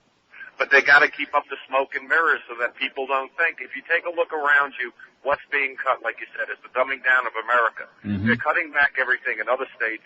Birmingham, Alabama, for instance, had to close 6 schools. There you go. You get people that are having the schools closed down around them. Nobody's going to think. They have no brains to begin with, and then they can't educate what little thing they have inside their head anyway. Yeah, and then they moved to Florida, right? Well, what can I tell you? Neil, I just hope there's a good crossing of the border so I can get over real soon. Okay, I'll meet you there. See ya. 5670560, pound 560 on the AT&T and Verizon wireless line. I'll see you at Buffalo at the Peace Bridge, eh? WQAM. Yes, Neil. Yes, sir. I wanted to speak to you about a subject that's really been bothering me. I don't call your show much. I listen. I'm a listener. Been listening for a long time, 20 years. I'll be damned. And I just, your thing on the war, I think you're looking at it the wrong way. I don't agree with you at all. Well, sir, I hate to break the news to you, but the war is, as far as the fighting part of it, it's all over with. So it's kind of like the horse is already out of the barn. There's going to be another war, Neil. Don't you think? It's going to keep on going. Yeah. It's going to keep on going. But you keep on getting on this station and pumping us with all these lies that the media calls you up and tells you. Stop doing it. We're sick and tired of it. We don't want to hear it anymore. Lies that the media calls me up and tells me, like what? Yeah, they control you. Don't do that. Tell the truth. What's going on out there? Who is they? Who is the media that's controlling me, sir? You go by with CNN, all these No, sir, I don't watch CNN. I don't watch CNN. I'm telling you the opposite of what CNN tells you. And what are you screaming about, by the way? What are you screaming about? I'm sick and tired of you pumping all these lies on the station. Such as what? Give me one lie. Well, the other day you said that the guy that was giving the misinformation from Iraq, what's his name? You know the guy. You know what I'm talking about. Tell the truth for once, Neil.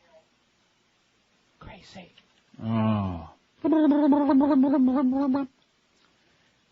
5670560. See, we got SARS here, and down there it's scary. That's the amazing part. We've got scars. We got SARS, you got scars. And I got battle scars just from the phone in my ear. It's the good thing we don't have to actually pick up a physical phone. Can you imagine? Oh, God. Used to, in the olden days. We did? Well, the producer had to. Oh, that's right. I forgot about those good old days. Yeah, you used to have to hold it right up to your ear in the phone, all too. day long, yeah. That's Hell, why they George still has do got in the that other room there. I forget. Big cauliflower ear. Right. WQAM. Hey, how's it hanging, God? Okay, sir. Hey, I got a poll for you. Who's the hottest news person that you've seen to cover in the war, male and female? Boring. Very boring. 5670560. I haven't seen any hot people covering the war. Pound 560 on the AT&T and Verizon wireless line. WQAM. 70560. Hey, Neil. Goddamn, Yes, turn sir. radio down. Turn radio down, sorry. Damn, I forgot what I was going to call this. I'm the chronic who called you yesterday at the end of most show and at the beginning of your show. And when are you calling back again? And you didn't call me yesterday. You called about 6 times yesterday. Yeah, because it kept hanging up on me. But what I wanted to... And why don't you get the message, sir? Why don't you understand? No, why did you call his show yesterday and then you followed as soon as I came on here and you called immediately again? The audience doesn't want to hear that. The audience can talk to you at home. Don't hang up, Neil. The audience can hear you at home. Why are you becoming chronic? Is it some kind of like a bug in the ear? I'm not a chronic. I'm trying to become a broadcaster. You're what? So I'm trying to become a broadcaster, and I'm working on so part of becoming a broadcaster is becoming a chronic caller on talk shows? shows? No, it's not a chronic caller. It's about hearing your voice on the air and making edits to the pitch and sound of your voice, I think, I think I'll be able to get to your level in 15 years. Okay. Well, that's today. It's been an hour solid. I'm enjoying it now, though. I'm getting into it. See, sometimes it catches you off guard and you're not prepared for it. Now I'm really getting into the swing of it. Well, they should send a memo when they do that. See, I'm doing it. I'm not even using my finger now. My lip is just flapping by itself. See? Look at that.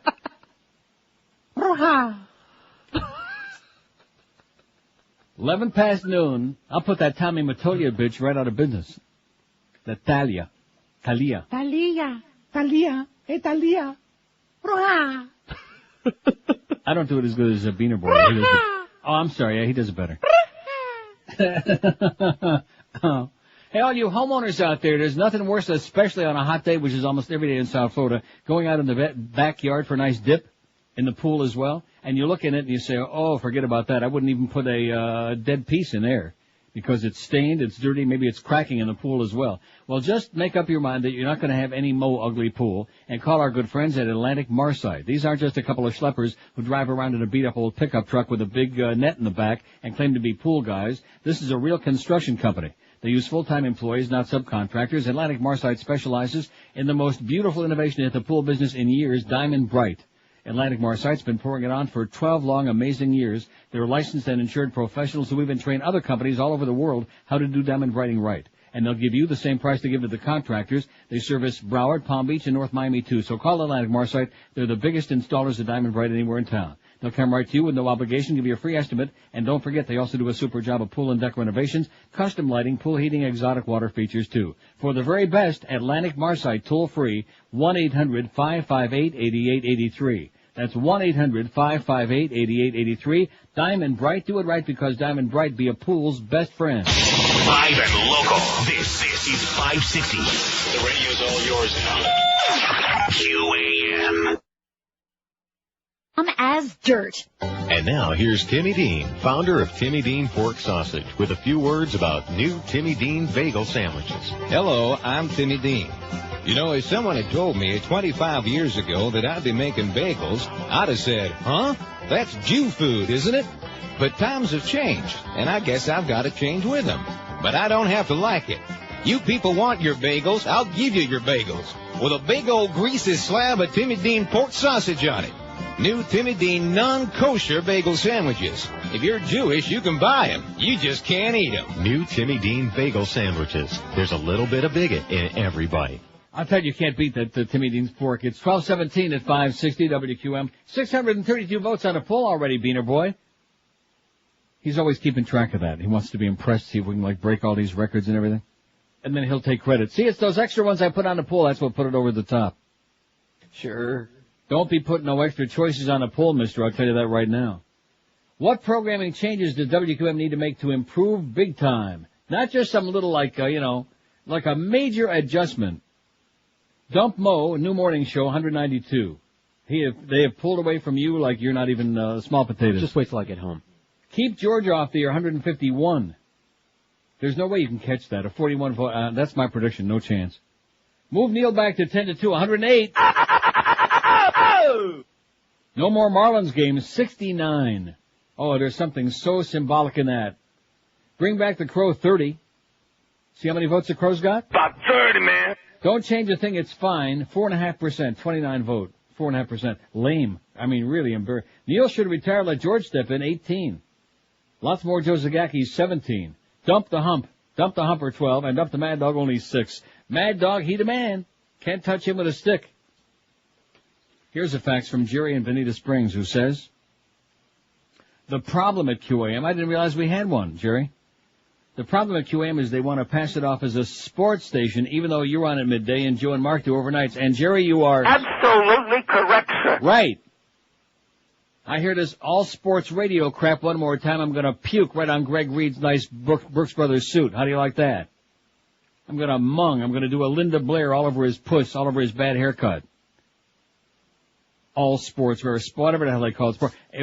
Back in the beginning, it was supposed to be sports and entertainment radio. That was the talk, and it seems strange to me that a macho guy like Miss Tanner can't convince these people that sports talk radio is a misnomer. It's got nothing to do with what this station's all about. But nevertheless, it'll never change. It'll never change because that general manager is a sports nerd. That's the problem. That's the chigger in the woodpile is Greg Reed. He's a sports nerd who wants to hear sports and more sports. In fact, the only thing that's ever been on our show over the 5 years, you know what? The only thing he's ever quoted and started doing it recently? What's that? You just played it. Sports! No! I give up. How many votes has the Crow got on the poll? 30, man. He was saying that like relentlessly when I was down there. Oh, yeah, that's all he was saying. He's obsessed with that. Well, that's the only thing I say on a show that he can understand. And it's a good thing it's not more than 30 because you can't count that high. Why not add one more non-sport show, it says here. Now, Jerry in Bonita Springs, now I think you've crossed the line, baby. I see Rick and Sud 6 to 10. He says Neil Rogers 10 to 2, Mad Dog 2 to 4, and Hank 4 to 7. It's really quite simple, but that would cut down the humper from an hour. And of course, I don't see Mo on his list at all. You see Mo's name on here? I don't know, maybe it's on the other side. It said this would work if QM didn't insist on being a sports station. The only problem I see here is that Mandich would have to wait 1 more hour to get to his Green Lizards. This is just one man's opinion. I voted for no more Marlins games. Jerry in Bonita Springs, excellent job there, Jerry. You're hired. Why the hell not have one more program director? We got a bunch of losers already. Why not one more, right? Sure. 5670560. One of the most important stories on our website today on NeilRogers.com, which Beaner Boy has working frantically over his little computer there to get these stories on there for you, and those cartoons and those grisly pictures and all the other good stuff. Hollywood revives McCarthyist climate by silencing and sacking war critics. I mean, I've been screaming that for months now. Yep. Like back to the grotesque, ugly, anti-communist, the red-baiting days of the late 40s and early 50s, the Richard Nixon, Helen Gahagan Douglas What business, was that? the Pink Lady. Huh? No one remembers that. That's what he called her. He ran against her for Congress in California. That was his first statewide job, or first federal job, congressman from California, and he ran against a very respected Democrat named Helen Gahagan Douglas, and of course the implications being because she was a liberal that she was a communist, so he called her the Pink Lady. And he got elected. And then it got a lot uglier from there. with Alger Hiss. Everybody was a communist. We were finding communists under every goddamn rock. Thanks to Joe McCarthy and Roy Cohn and all those other lunatics. Hollywood is often depicted in the U.S. media as a hotbed of anti-government dissent and left-wing politics, but that's not how it feels to Ed Jernin. Mr. Jernin was until recently a TV producer at CBS responsible for a 4-part miniseries on Hitler's rise to power, which will be shown next month. He thought the timing was apt and said so in an interview with TV Guide magazine. It basically boils down to an entire nation gripped by fear who ultimately chose to give up their civil rights and plunge the whole nation into war, he said. I can't think of a better time to examine this history than now. A miniseries on Hitler. That was far too strong for Leslie Moonves, CBS's chief executive, who promptly fired him. No reasons were given, although politics and a strong desire not to fall foul of the Bush administration apparently had plenty to do with it. Another person who doesn't find Hollywood especially liberal these days is the comedian and actress Janine Garofalo, whose outspoken views on Iraq have made her object of a vicious email and telephone campaign that has intimidated ABC into pushing her new sitcom, Slice of Life, into next year's mid-season. Again, the network's fear of losing viewers and advertisers seems rather stronger than its desire to defend one of freedom of speech of its stars. The clearly emerging pattern is that entertainment personalities who speak out on touchy political subjects, especially Iraq, do so at their own peril. The group intent on stringing up Mrs. Garofalo, Citizens Against Celebrity Pundits, has campaigned energetically against everyone from Martin Sheen, whose anti-war views led to a credit card commercial of his being scrapped, to Susan Sarandon, dropped as a speaker at a Florida branch of the umbrella charity group United Way, to Sarandon's husband, Tim Robbins, whose invitation to a 15th anniversary screening of the baseball movie Bull Durham at the National Baseball Hall of Fame was withdrawn because the Hall's president, a former Reagan administration press secretary, felt his very presence might undermine the efforts of American troops in Iraq. Beyond the film world, powerful radio station chains, we don't want to mention Clear Channel, with strong political ties to the Bush White House, have been orchestrating boycotts and hate campaigns against several anti-war protests and performers, most notably the Dixie Chicks, the Texas country trio, now fearing for their safety, not to mention it says here they're plummeting record sales, not true. After their singer Natalie Main said at a concert in London last month that she was ashamed to hail from the same state as the president.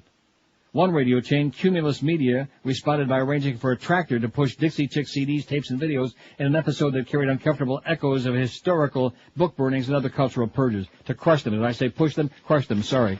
Push them off the edge. The venom, or is that ventum?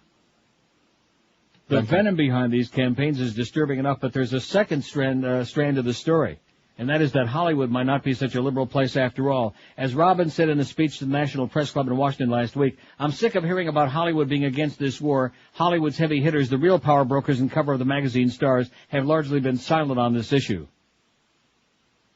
And it goes on about Michael Moore getting booed and Mike Farrell, one of the MASH people. It says the intimidation experienced by Ed Jernin, the CBS producer of the Dixie Chicks, is certainly having its effect. In his speech to the National Press Club, Robbins cited an unnamed famous middle-aged rock and roller who thanked him for speaking out against the war, but said he didn't dare do the same himself because of the power of Clear Channel, the nation's largest radio promoter and station owner, which is an unabashed pro-Bush agenda. They promote our concert appearances, the rocker said. They own most of the stations that play our music. I cannot come out against this war, which we had that in another story the other day, but it's worth repeating again, I think. How do you like that? Clear Channel is the Antichrist, baby. David Ross, all of those going, they're the Antichrists. Shame on them. A disgrace. So not only have they destroyed radio in terms of variety for the listeners, not have they destroyed it for those of us who work in the industry, but now they're destroying the First Amendment. What did I tell you about them? Always. Mm-hmm. Masi Cristo. However the hell that goes. What did I say? Happy Christmas. The Count of Masi Cristo. So let me tell you about the banana people in Guatemala.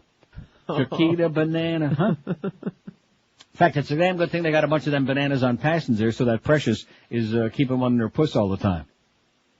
1226 at 560 WQM. Here's some more great deals for you from my good buddies Tom Lehman and Joe Prieto at Hallett Pontiac GMC. Listen carefully. Put your ear right up to it, and the radio too. Neil deal number one. You know, maybe one of these days we're going to have something new from our good buddy Bob Eisenberg. I doubt it. I just think our sales department's on permanent vacation with or without Stevie Tyler. Came across with that barbecue copy. Oh, is that him? Yeah. Oh, well, let's not push him for too much all at once. By the way, if Tom Lehman's listening, Eisenberg's letting you down. Anyway, here's some great Neil deals going on right now. Neil deal number one. Get 0% financing for 60 months on every Pontiac or GMC in stock. Neil deal number two. Get up to a $4,000 rebate on every new GMC and Pontiac in stock. Let me say it again in case you missed it the first time. Get up to a $4,000 rebate on every new car or truck in stock. And Neil deal number 3, if you're currently a GM Smart Lease or Smart Buy customer and you drive a Chevy Blazer, Olds Bravado, or GMC Jimmy, buy or lease a new Pontiac or GMC and get you an extra $1,000 off the price. And while you're at Hallett, be sure and stop by and take a test drive of the powerful, beautiful Pontiac Grand Prix. Hallett Pontiac GMC, they've been in business that long because they know how to treat you right and give you unbeatable deals in the same joint at 13401 South Dixie Highway. That's US 1 across from the Falls, 35 years plus, open every day, 7 days a week. For more information, you can call the Neil Deal hotline at 1-888-534-4211.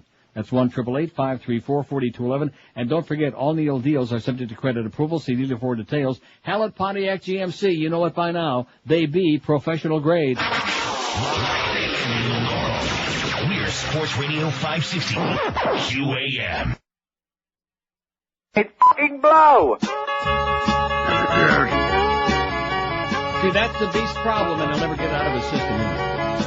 I won a scholarship the other day. The U of M said we need you to play. They made an offer that I thought was cool. Just win at football and forget about school. We had footin'. We had footin'. We had footin'. We had footin'. Dad said we got some incentives for you. Just win the game is all that you gotta do. You'll have all the drugs and women you've ever seen, and party down the street in a limousine. We dad footin'. We dad footin'. We dad footin'. We dad footin'. The NCAA, they sure got pissed. They gave the school a little slap on the wrist. But Chadwood said it's just another day. We're gonna keep on doing what we do anyway. We tad footin'. We tad footin'.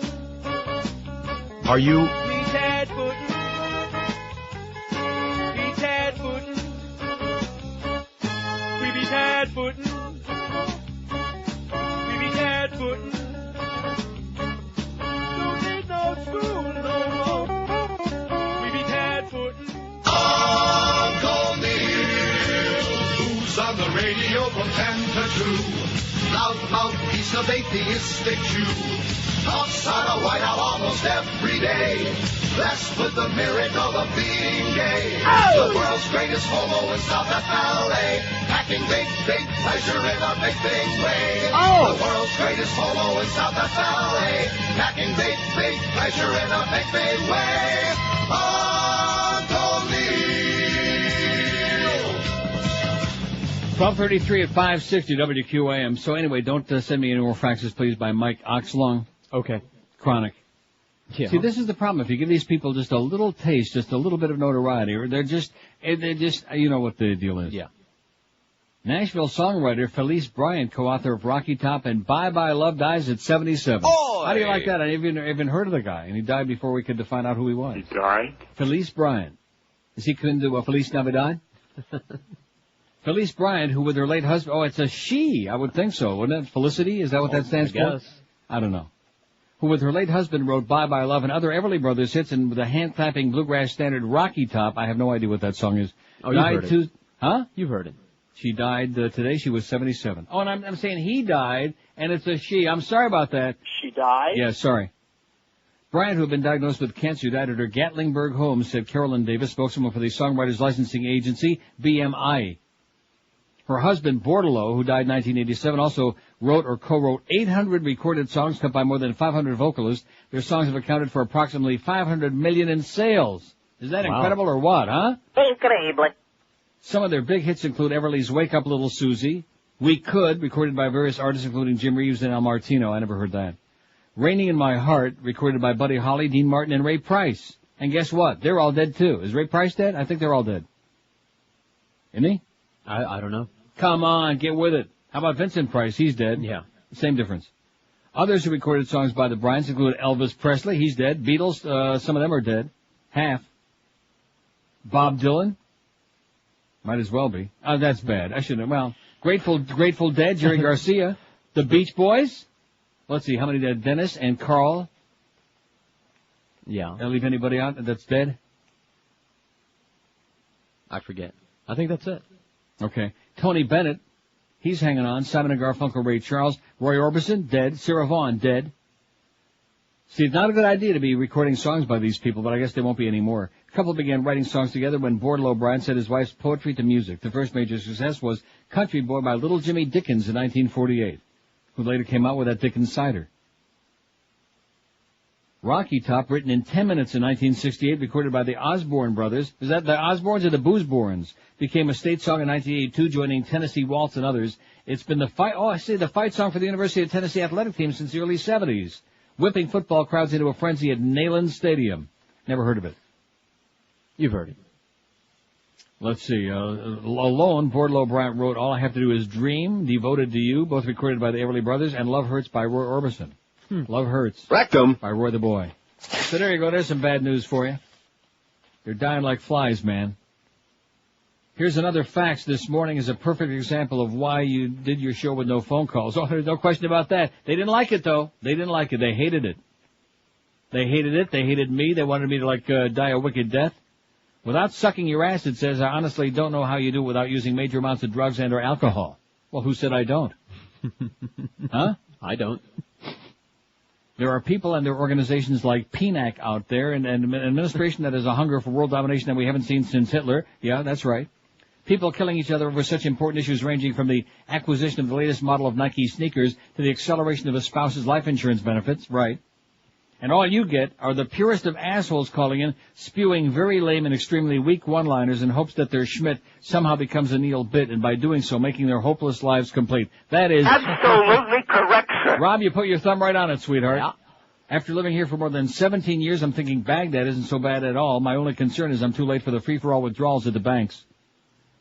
P.S. Checkmonic hates you. Well, that's okay. Maybe you can put that glove on again a couple of times tonight. Drop it on the ice again, Roman. Now, what are you laughing about? Do you even know who Roman Checkmonic is? No. I was laughing at all the other parts. Is. Oh, the I other see. stuff. He's chuckling again. You notice that, Carlos? Forced laugh. Forced laugh. Yeah, Bird. Bird Jr. The card's not queued up. We got Bird Jr., man. 5670560. Pound 560 on the AT&T. I'm going to bring him back and prop him up in a chair, you know. What programming change does WQAM need to make to improve big time? We're asking on NeilRogers.com today. At one time during the middle of the break, the total votes on there was 666. I almost interrupted the break. That would have been bad. I almost blurted in the middle of a spot. Oh, wait a minute. I would ask you to remain vigilant and to continue to respect public health advice. Ernie Eves. That's the Ontario Premier. He's out. Get out of here, Ernie. 684. Dump Mo. Get a new morning show. 210. Keep George off the air. 161. You're falling down by 49 votes. Move Neil back to 10 to 2. 116, Muff. 116. Oh! That's 17% want this show back to 10 to 2 where it belongs, where it was like a tradition, where it was like part of everybody's life and part of my life. Now I got to get crawling out of bed at an ungodly hour early in the morning, and I'm a doddering old fart and don't want to be doing it, okay? There's only one doddering old fart that should be getting out of bed early in the morning to do a show, and that's until we get rid of him. I mean, well, do you have any idea how desperately I'd like to find a magic wand to just make him disappear? Yeah, there you go. George has got it. No more Marlin games, 74. Doing tremendously well. Don't change a thing, it's fine. 31, 4.5%. Lame. Bring back the Crow, 30. Lots more Joe Zagacka, 22. Neil should retire and let George step in, 21. 3%. Dump the Humper, 14. Humper's doing okay. Shut up. And Dump the Mad Dog, only 6 out of 688. Can you believe the incredible, unbelievable popularity of the Mad Dog, huh? I believe it. He's more popular right now than French toast. That whole thing about the French toast and about the freedom, you know, this is such a great example of the juvenile, not just the dumbing down, but the aging down of America, treating everybody like little kids in a sandbox with a deck of cards with the 8 of diamonds and the 6 of spades and the freedom fries. It's on such a juvenile level. How do you expect, man, this guy's asking me before, well, how do we take it back? You're not going to take it back. It's too late, baby. The horse is not only out of the barn, he's 100 yards down the road, and they're getting ready to fry him for dinner in Texas. Who the hell are you kidding, man? 20 till 1 at 560 WQAM. But I'll wave at you from the border, okay? From a safe distance away, I'll wave at you. I'll be wearing a mask. And not about SARS either. Hey, if you've been thinking about buying a new barbecue or any barbecue accessories, you must go to Barbecues Galore, a great place. Get you a head start on the barbecuing season with the perfect grill and accessories, all at the guaranteed lowest prices. Barbecues Galore carries barbecues in every price range, from the top-of-the-line commercial-grade stainless steel grill to the more portable Weber charcoal grill like the one I got that is great. Get you an amazing deal right now on the top-of-the-line 38-inch Grand Turbo stainless steel grill. This powerful 62,000 BTU grill comes loaded with accessories like a stainless steel rotisserie, a rear burner, and a pull-out gas cylinder shelf. You won't beat the quality or the price anywheres. For all your barbecue needs at the guaranteed lowest prices, don't forget, shop Barbecues Galore. They're in Plantation on University Drive in the Fountain Shopping Center. Call 954-423-1400. And in Coral Springs, they're at 7485 West Sample Road, corner Sample and Rock Island. Call 954-757-6668. For the largest selection of barbecues in the country, it's Barbecues Galore, and believe me, they be the best. Live and local. This is Sports Radio 560 QAM. Know that the Lord even loves Neil Rogers. Is that me touching you, or you touching me? I can't tell where you end and I begin. My skin is your skin. We are one. Is that I who dealt it, or you who smelt it? Well, it wasn't me. Was two. Was not. Was two. Calvin Klein's Repulsion. Oh, the smell of it. It's 12:44 at 560. I can almost smell it all the way up here, you know. How'd you know I farted? Ernie Eves is still pop. That's behind us. Yeah, put it in your behind. Get lost, Ernie. Okay, you're out, man. They hate you like poison. Useless. Well, the politics up here is so strange, you know. Although I guess it would be the same if you were first coming to the U.S. Because you got your federal government, you know, and then you got your state government, and it's the same thing here, but it's very hard to figure out. And most of them are a bunch of schmucks anyway. Here's one that says, facts, thank you for pointing out that many in Hollywood are being blacklisted for anti-war opinions. Michael Moore gets booed for denouncing the war, and a man who raped a 13-year-old girl and who can never enter the U.S. again receives a standing ovation and an Academy Award. Phil Hendry claims that Tim Robbins and other anti-war activists in Hollywood are sabotaging his TV pilot. Are you? Because he is pro-war. I knew he was always full of BS, but it used to be funny. Now it's lard-ass light. Lard-ass light. Good one. Okay. And then at the bottom of this fax, under what looks like sheet music, it says, Condoleezza, I sing it every day, but don't tell the Gestapo. Obviously unsigned. You understand the Gestapo keeps track of everyone? Yes, we do. Here's one that's very disturbing, but no surprise. There are no surprises from the Gestapo. FCC Chairman Michael Powell, son of course of Colin Powell, in correspondence released last Wednesday told Congress he would not delay his planned June 2 vote on major media ownership rules, saying it is time to make judgments. Because Cheap Channel don't want to wait anymore, I guess.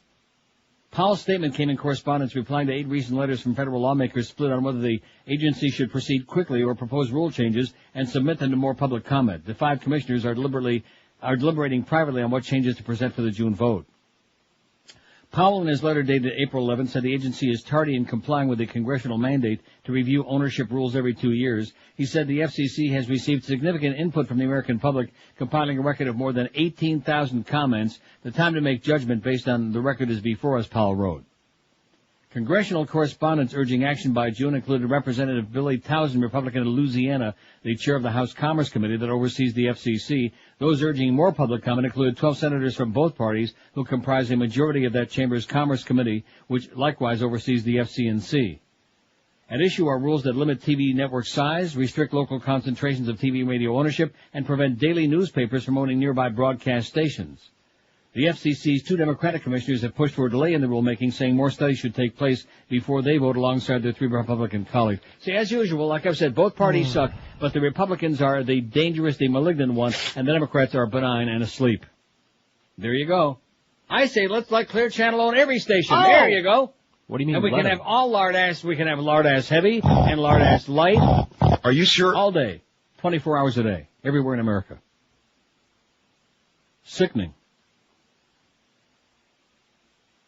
But the public, of course, is busy with Nancy Grace and the latest panels. We got a panel on the Scott Peterson, Lacey Peterson controversy on the murders in California and the fetus.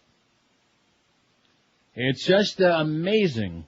They used to talk about the power of television, man. Little did they have any idea. Even Howard Beale in his wildest tirade never even came close to what it's turned to. The public's minds have been turned to mush. Mush! Just take a look at Ozzy Osbourne. Yeah. See what I'm saying? Right. He's a great intellectual compared to most of middle America. I'm serious. I know. And at least got a great sense of humor. And I still have my Diet Pepsi spot. We're a little bit country. Oh, yeah, a bunch of bloody magicians. He's great. Not as good as Julian Crane on Passions, but he's damn near as good. Now, even you like that. See, you like that. It was funny. You thought Sheridan was hot and you enjoyed Julian Crane. You'll never watch the show again, but that's okay. But at least you realized that I wasn't just totally out of it. No, because I enjoy that show. It's visually compelling when I was watching it over here with the sound off in those days. I mean, I will grant you that show is. Oh yeah, there's a lot of really hot-looking people on that show, which of course attracted me to it in the first place. But the fact is, like any soap opera, even though it's a comedy soap opera, you can't watch it once and get the feel, you know? Right. Especially on that show, because it drags on forever, and they do it purposely to frustrate and infuriate the audience, but you become masochistic and you can't shut it off. Just like today. The episode I'm going to see today with Eve barges into that Blue Note jazz bar, screaming and hysterical, stop the music, because her daughter Whitney is singing her and she's afraid she's going to turn into a life of drugs and loose sex and crap like she did. It's great. Like I said, George will be watching again today. Drugs and loose sex. WQAM. Camille, Yes, sir. I don't think the dumbing down of America was happenstance or accidental. I think it was perfectly orchestrated because it's a historically proven fact that the best way to control the population is to make them ignorant. That is correct. And then what you do is, after you get an ignorant population, you can pretty much tell them anything, especially if you control the avenues of media. Mm-hmm. And then you get the silent majority of educated people, and you silence them through intimidation or other tactics. Right, and then you get all the parrots to go along and wave the flag and do the super patriotic thing, and you criticize anybody who doesn't goose-step along. Like you said, you point the finger at them, and they're either communist or whatever the appropriate label of the day happens to be, unpatriotic. I mean, historically, whether it was the church reading the masses in Latin or, any 10,000 other examples of a dictator coming to power and killing the doctors and the lawyers because they were the ones that had the education. It's all a matter of keeping people ignorant, and that way you can tell them whatever the hell you want. And talk about ugly stereotypes. Look, we talk about progress from black America. There's almost no progress in black America. Blacks are represented by the same ridiculous stereotypes that they always have been all of my life, and the amount of progress you could measure in a teacup, in a thimble. And Neil, another thing, ignorant people are, it's easy to make a profit off of them. Whether it's, McDonald's or Walmart, you need ignorant people to make a profit in these, Like I always said, more people eat at McDonald's than any good restaurant you can name. You got it. Have a great day, pal. Hang in there. Yeah. See you at the passport orifice. There's a guy that's got his thumb right on. See, I told you, you take 50,000 calls and you finally get one that really makes a lot of sense. We've had a few today. We've had a few. Oh, well, look, that's just the way it is, okay? I'm starting to enjoy it this way, you know what I mean? So we go through fits and starts, and you keep, it's like life in America, it's like searching for intelligent life. You have to drive, if you're in the deep south, of course, you might have a long drive. Hope you got a good tank of gas. Yeah. Hope you can afford it. Of course, pretty soon we're gonna have a lot of cheap gas. Once we take over the whole goddamn Middle East. And just keep in mind, oil had nothing to do with it. Keep that in mind, okay? Okay. Oil had nothing to do with any of these things. Now, that pipeline that they want to build to Haifa in Israel, just a coincidence. And that pipeline to Syria that they chopped off from Iraq, that was also just a coincidence. Unrelated. That's right. Life is just a series of coincidences. So just don't start getting paranoid and delusional and start making up stories about PNAC and all these other sinister organizations. That is correct. And the American Enterprise Institute, all these other right-wing groups. And they're all the same people. That show on History Channel last night, they showed you that all these same people were like from Bush 1, man. Only Bush 1, number 41, whatever you call him, he was like the most moderate of all of them. He was a dove by comparison to them. I just, again, mentioned that in passing. 12:52 at 560 WQM. If you're tossing and turning at night, now maybe you're worried about the war, maybe you're worried about nuclear weapons, maybe you're worried about SARS, or maybe you just got a crappy mattress. That's probably the most likely reason. If your mattress is lumpy and worn out, you're not going to get a good night's sleep, and you'll feel it for all day the next day. Get yourself a great night's sleep for months and years to come with a quality name brand mattress at an unbeatable price with an absolutely unbeatable delivery service. from our friends at Dollar Mattress. Just a one simple call, 1-800-MATTRESS will do it. You'll talk to a trained bedding expert who knows bedding inside and out, and they'll hook you up with exactly the kind of mattress you want, the size, the style. And when it comes to brand names, no crap. They don't carry any off-brands. They brought only the top names in the business. Sealy, Serta, Simmons, King, Coil. You'd be amazed at the tremendous bed that I have here in Toronto if Fat Boy wasn't so full of crap. Call 1-800-MATTRESS right now to guarantee you a great night's sleep. And let me tell you, once you do it, you'll never go back to those showrooms and comparison shopping and wasting your time and money again. And don't forget, when you do buy your mattress from Dollar Mattress, they set up the new one and take away your crappy old soiled bedding for free. Let me repeat that, because most folks won't do it for you. Dollar Mattress sets up the new one, takes away the soiled, nasty, worn-out old bedding for free. So make the call right now, and you and your back will feel a hell of a lot better for months and years to come. Enjoy a great night's sleep from Dollar Mattress. Call 1-800-MATTRES. That's 1-800-MATTRESS, and be sure and tell them that old fat boy, you know which one we're talking about, told you to call. Live and local. We're Sports Radio 560 QAM.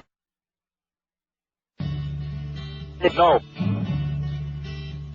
The Middle Eastern world will be exploded. Saddam had people killed with the gas that we sold him. First-time aggressor nation and the only one that's going. Now more blood will be spilled to get that oil flowing. Forget about Korea and the nukes they're toting, and the right wing is drilling it over and over into our head. That Iraq has some weapons of mass destruction. Unbelievable.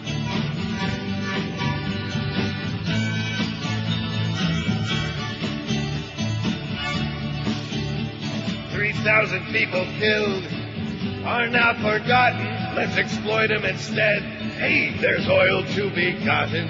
Going after Saddam to placate Osama.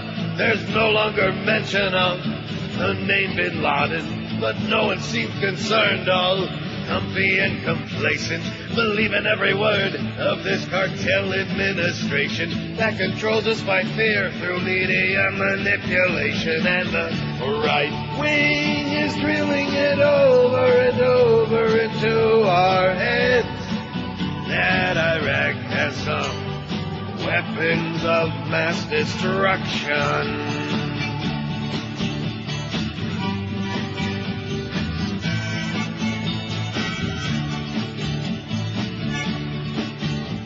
The loss of civil rights is the price that we're paying. We're all suspects now, Nazi Ashcroft is saying. I have nothing to hide, table talkers all are saying. Blind obedient cattle don't have any reservation. About unprovoked battle and world annihilation. Old regimes must fall and Halliburton installed with no objection at all.